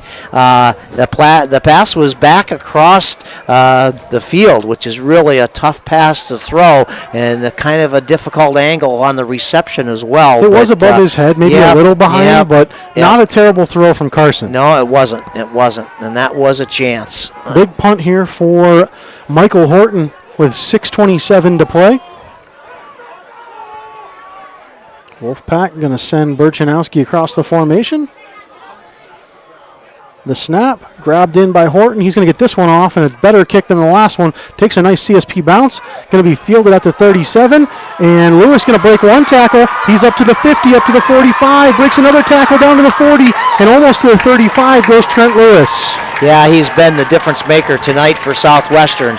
We were concerned about his ability coming into this game, and he has not disappointed on that front. He is just really a good high school football player. Lewis puts his team back on the right side of the field here with a nice 6-point lead and the ball with 6:13 to play. The Wolfpack defense is going to have to make a stand almost immediately here. Yeah, I got to believe that Southwestern is going to be very conservative, keep that clock running, and as effective as they have been throwing the ball here in the second half, I don't believe that that's a great time to continue that. Wolfpack going to put 7 guys in the box, even though there's 3 receivers to the right side. Keep an eye on this right here. They only have 2 defenders over there. Lewis taking a look to that left side. He'll hand it off to Fuller up the middle. Fuller with room to run inside the 30 down to the 26. Yep, Brian Gomez on the tackle for CSP, but Fuller and Lewis have been a handful for the CSP defense to handle here in the second half. And this Wolfpack team playing a better game than most people thought they could against this Southwestern Trojan team, but it's not over yet. Whether they win this game or not, they have to feel pretty good about the way it's gone so far. You can't let them take away that from you late, though. Yeah, I agree. They've played a really good game tonight, and we still have a chance, but we're going to have to make a couple big plays on defense. 2nd and 1, clock down to 5:30 to play. There's the snap. Fakes the give. He'll take it himself. First down for Southwestern as Lewis continues to fight down to the 20-yard line. Ball came out late, and the Wolfpack thought it was a fumble, but the refs say no. Yeah, it's. I think he was down, and that was wishful thinking on the part of the Wolfpack fans. But Lewis is just really good. Time after time, it looks like we have him caught for little to no gain, but a little shake and shimmy, and he's able to break a tackle, and all of a sudden he breaks off 5 or 6 or 7 yard gain on the play. Clock ticks under 5 minutes to play. 1st and 10 at the 19 for the Trojans. Lewis, 3 wide to his left. There's the snap. Gives it to Fuller to the left. Fuller's going to try to get to the edge. He's got room to run. He's going to have about 10, and he'll get even more down the sideline, and he dances into the end zone late, but I think he was knocked out, and now a flag. He's got to be out of bounds. I wonder what that late flag was over there. Do you think that could have been a taunting? Yes. Showing that ball in the face of the defender after he's already been knocked out of bounds and the whistle is blown. Maybe they picked it up. He might have threw his flag after he already had thrown his, just as a secondary kind of marker of where the player went out. And that was a clever play. That was actually a direct snap to Fuller. Lewis never touched that ball or handed it off to him. He just got it kind of on a modified jet sweep type of thing, but it was a big play at a big time, and Southwestern is knocking on the CSP door. 1st and goal at the 5, 4:33 to play. The snap, a high one, reeled in by Lewis. He's going to get hit in the backfield, and a flag comes in, and I think that the Wolfpack are going to get hit for a face mask right there. I think so too. And I don't necessarily think he got the face mask, but I think he got the back of the helmet, which is essentially the same.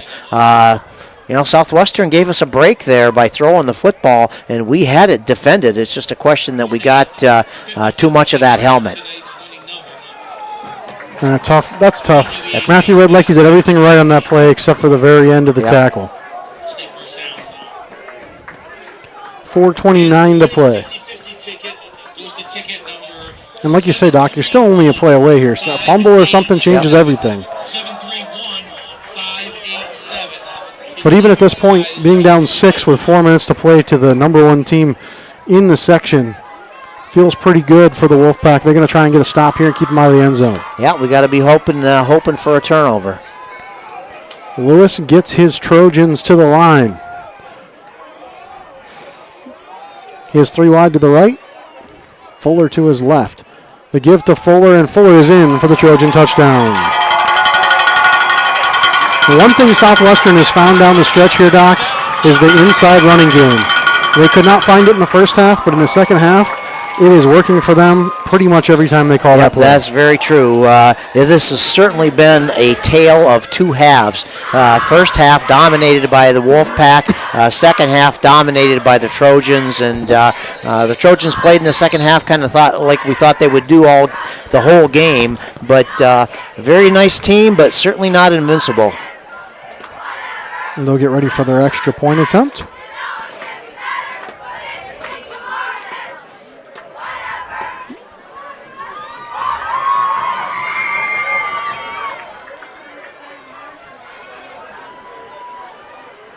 Waiting for the snap. There it is. Kick is up. And they will extend their lead again with that extra point. 27-14 now your score with 4:18 to play. And, you're feeling defeated if you're on that CSP sideline, but Coach Bodemer can tell them, hey, go down and score one right now. Hey, get a score, get an onside kick. We're wishing and hoping and praying, but it's not an impossible deal, and it's important that we don't hang our heads. See if we can get that 3rd score against these guys.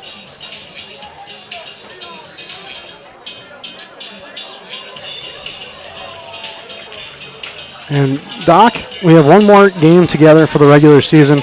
our second season working together almost complete here. Well, as you said, that long ride out to the other side of Olean next week. And I'm going to try and leave early and see if I can get some Sprague's on the way. How about you? Some what? Sprague's. It's a maple restaurant out there in Portville. Used to go to it when I went to St. Bonaventure. Oh, okay. There you go. Yeah, that's almost like a weekend. And, speaking of sports in the area and things that are starting, basketball season right around the corner. I know you will be busy refereeing, but college basketball in the area, UB looking good this year, St. Bonaventure looking good this year. We could have a lot of fun from college basketball in Western New York. Yeah, it's just basketball's a great sport. It's just the best, and certainly makes the winter go by quickly. And the ball falls off the tee, so they'll have to reset that. Oscar Harris going to fix it. And with Faulkner next week for this Southwestern team, I don't want to say that's a free win. It's definitely not. Faulkner's a tough team. But arguably this was the obstacle they had to overcome to complete their season undefeated. Yeah, and I would think that they had to look at it that way too, Josh. I'm a little surprised that they came out with not the momentum that I thought they would to start the game. Nice return there, up to the 35 for the Wolfpack. And that's where they'll start. And looked like it was Talon Persons on the return. Well, that's good if Talon's back in the game. He had what looked like an ankle injury, ankle or a knee. It was pretty concerning, but good to see Talon back in there. I hope it was him. It could have been Hayden Sexton. He also returns kicks sometimes. Was that 16 and 18? Yes, same exactly. idea. Yep, same idea. Yeah, these CSP, especially our away jerseys, the 6s and 8s, and sometimes the 5s, all look the same. Yep, they certainly do. Wolfpack going to start there at the 35-yard line. White in the shotgun, 3 wide to the right, 1 to the left. There's the snap. He'll look to the right, throws the wide receiver screen, nearly intercepted. Yes, that was.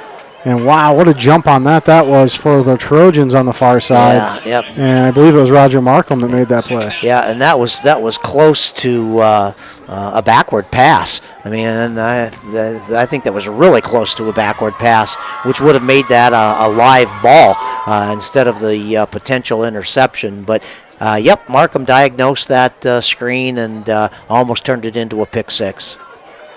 Back to the ball come the Wolfpack, 2nd and 10. White in the shotgun again. 2 wide to either side. The snap, he'll look right, fire left. He has Einink, and Einink almost nowhere to go. Breaks 2 tackles, somehow fights his way forward for a gain of about 7. Yeah, big hit from number 52 Injured as well. player on the play. Yeah, Braden Potter. I mean, this entire Trojan defense is living up to their billing here in the second half. And a Trojan down on the home sideline over here. I think that might be the tackler, Potter. Yeah, that was a big hit. And he kind of rolls off the field. He's still rolling. It's like he's on fire.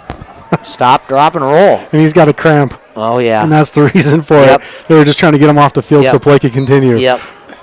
Number 70, Brandon Francis. Never seen a guy barrel roll off the field. That's right. Yeah. All right, 3rd and 3 for the Wolfpack. White in the shotgun once again, 3 wide to his right, 1 to the left. He'll bring Beckerink across the formation. He'll throw it to him on the left side. Beckerink makes 1-man miss.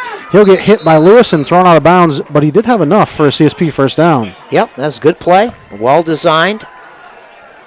Beckerink made sure he got out of bounds. And that shows you how tough Lewis is. Yeah, Lewis he tried took on Blake Beckerink one-on-one and threw him out of bounds. Yep. Blake may be the strongest kid, one of the strongest kids in the CSPA team. Yep, pound for pound. I think that you're probably right. 48-yard line for the Wolfpack, 1st and 10. Let's see if we can keep moving the ball here. White takes a look, 2 receivers to either side. Going to look to his right. Now he rolls that way, gets away from 1 man, all the way to the left. He's got a little bit of room to go. He's going to try and run it, get up past the 50 and out of bounds at the 49. 3:06 to play. Gain of 4 for Carson White. Yeah, and that's a good choice on Carson's part. Pass play design. The receivers weren't open. Decided to tuck it. Gets 5 yards on the play. Gets out of bounds and stops the clock. Doc, we go back to that Burchanowski drop over the middle. CSP scores a touchdown there. Takes the lead back by 1. Does that change everything? I think it might have. For sure, absolutely. 1 play away once again is CSP. White drops back to pass. nowhere to go. He's going to roll to his right at the last minute. He'll take off for the first down and more. And smart play again by Carson White out of bounds over around the 40-yard line. Yeah, I agree. I'll take that 10 or 12-yard gain on the play. First down. Marching the ball down the field here, and that's better than throwing the ball into a crowd, into a double team or triple team, and throwing an interception. Wolfpack, another first down at the 39. Under 3 minutes to play. Trailing here 27-14. Trips left this time. There's the snap. White taking a look around. Here comes the pressure in his face. He'll roll to his right. That's a hold. And he'll get to back to the original line of scrimmage and get tackled hard out of bounds. We got away with one Almost there. A late hit there. Yeah. 2:44 to play.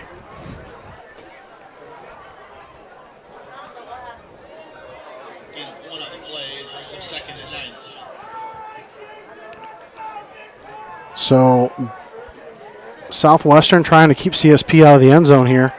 Try not to let things get interesting here in the final 2 minutes. Well, that's it. You know, it would be more than a cosmetic touchdown if we could get something into the end zone, because then we have a chance to onside kick. There's the snap. White going to look at the screen. It's not there. He'll step up. Now he's going to flip the ball, and the shovel pass goes out of bounds. Yeah, and the receiver had thought he was going to run it and was blocking down the field. So they tried to run the screen again, and again, I don't know if it was Markham or whoever the cornerback on the far side was. It wasn't Markham. It was Adrian Torres come flying in, and he would have picked that thing off if they would have thrown it. So good job not throwing the screen there, but now you're faced with 3rd and 9.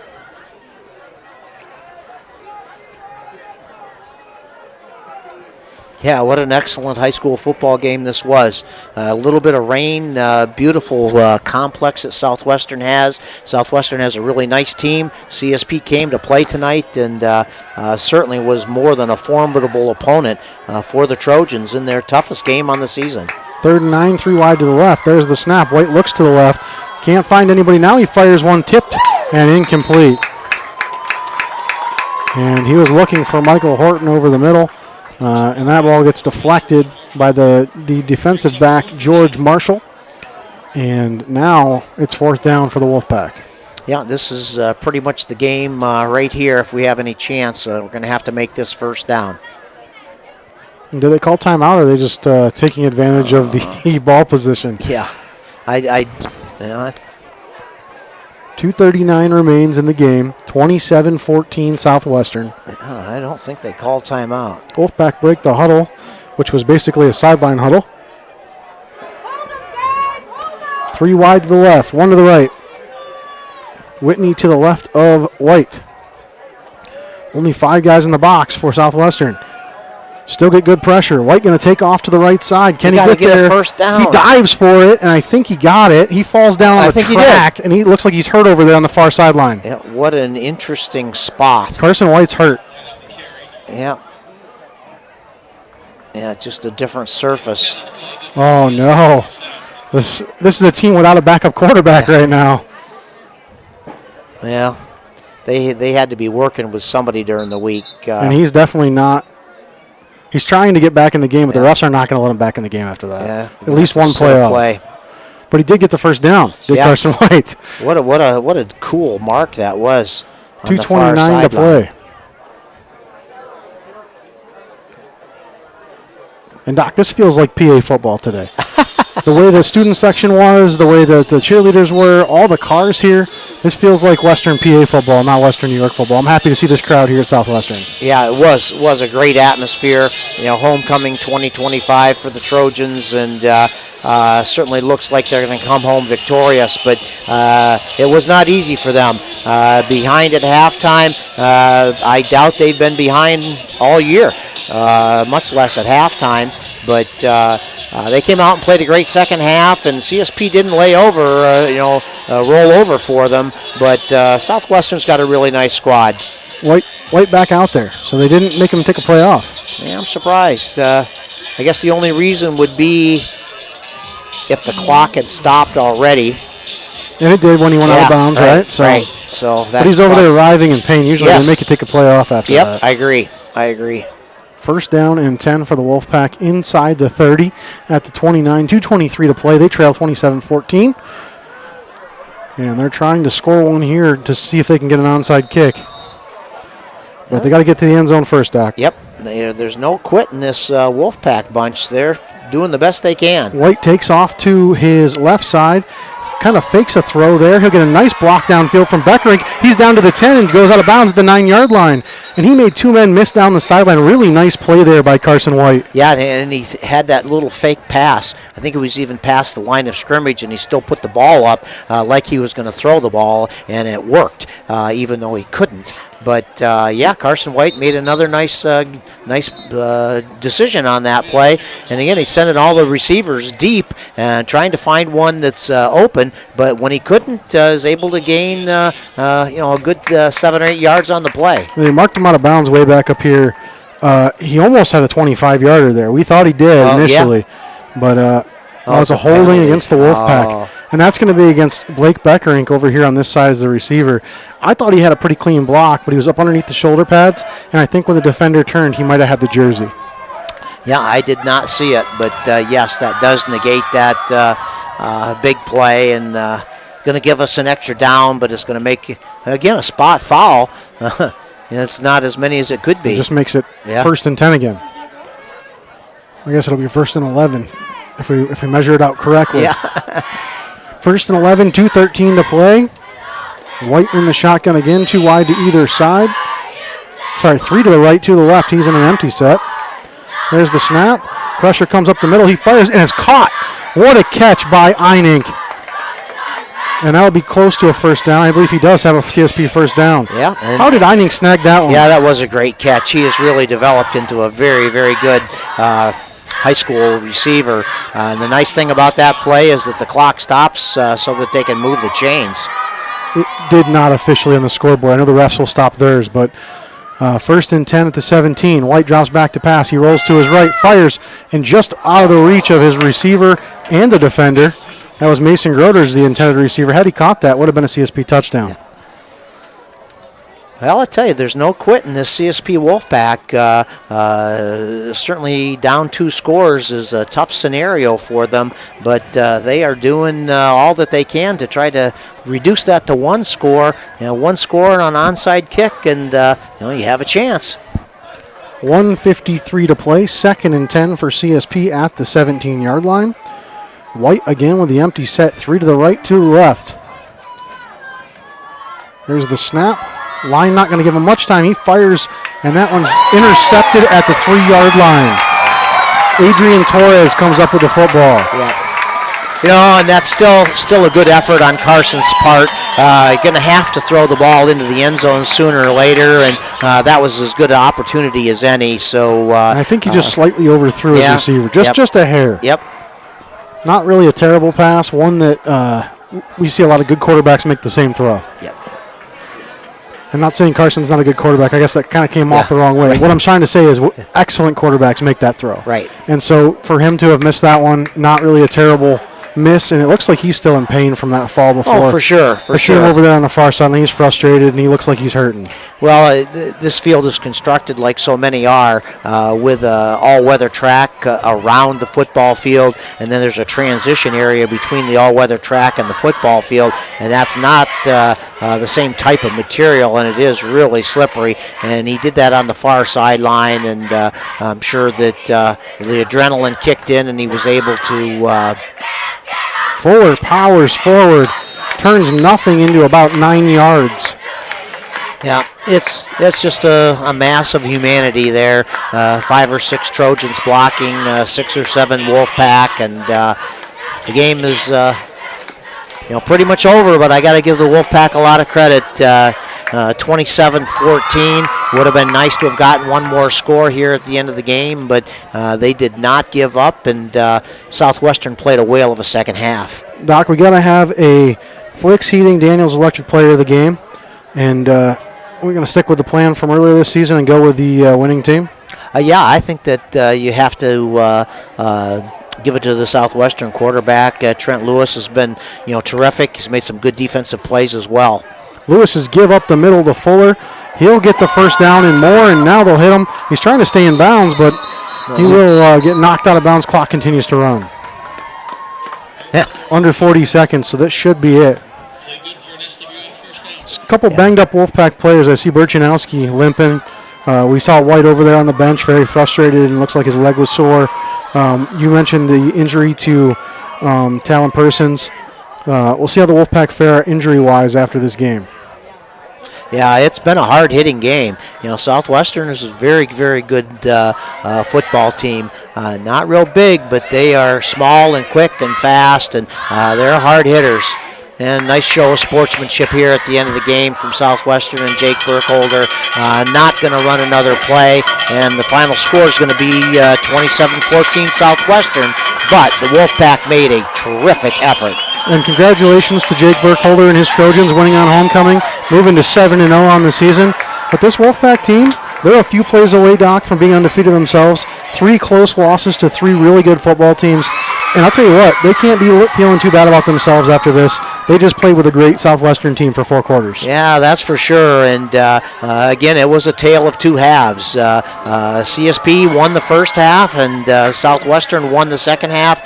Southwestern came out in the second half and really dominated play on both sides of the ball. We were unable to score, even though we moved the ball semi-effectively. We were not able to get anything into the end zone. Southwestern's got a great team. I'd love to play them at the Ralph. I mean, that would be, I guess they don't call it that anymore. Yeah. But I'd love to play them there. And it's possible, Doc. Yep. It's possible. Yep, the paths could align for these two to see each other again at the stadium. And wouldn't that be a fun one? That would be terrific. But yeah, the Wolfpack had a great effort tonight, and certainly nothing to be ashamed of. And Southwestern has a really nice team, and they had to work for everything to get this victory tonight. Southwestern's closest game of the year. They beat Salamanca and Chautauqua Lake by quite a bit. I mean, there was like 40-point wins. Yeah, 48-0 or 50-0. Yeah, yep. So CSP should walk off the field with their heads high. They should not be down on themselves after that one, as they were certainly in the dogfight. Portville next Friday night, and you said it was in Cuba, Rushford? Or it's in Bolivar. It's in Bolivar, I believe. So we got to go to Bolivar. Yeah, yep. We'll be Just on keep the going. air. Go to Cuba, Rushford, and keep going. We'll be on the air about 6:45 once again with the pregame show as the Wolfpack try to seal their playoff existence. They'll have to win that one to get themselves in for sure. And that's all I got, Doc. You got anything else you want to add? Well, that should be good incentive and motivation for them to have a great week in practice. If they win, they're in the sectionals, and if they lose, they go to the Funky Bowl, which they would have a real shot. Whoever the top dog in that Funky Bowl is, they're going to have 2 more games and have a chance to win that championship. So, but let's get a win at Portville and get into the sectionals and see what we can make happen. Yeah, so once again, CSP falls to Southwestern 27-14. A heck of a game. A lot of fun working with you once again, Doc. We'll see you Friday night in Portville. This has been a production on the 98.9 Sports Stream. Yep. Have a great night. Yep, great job, Josh. Thanks for listening to this broadcast of CSP Wolfpack football coverage on the Channel 98.9 Corry Federal Credit Union Sports Stream at channel989.org. This broadcast is brought to you by the Corry Federal Credit Union, Lictus Oil Propane, Jim's Automotive, Flicks Heating and Plumbing and Air Conditioning, and Daniel's Electric, Necker's General Store, the Cornerstone Restaurant, Caflisch Pallet and Wood Services, Triple E Manufacturing, Tina Dill's Real Estate Agent, Utegg's Body Shop, Countertop Solutions, J. Edwards Insurance. Join us next time for all the action, channel989.org.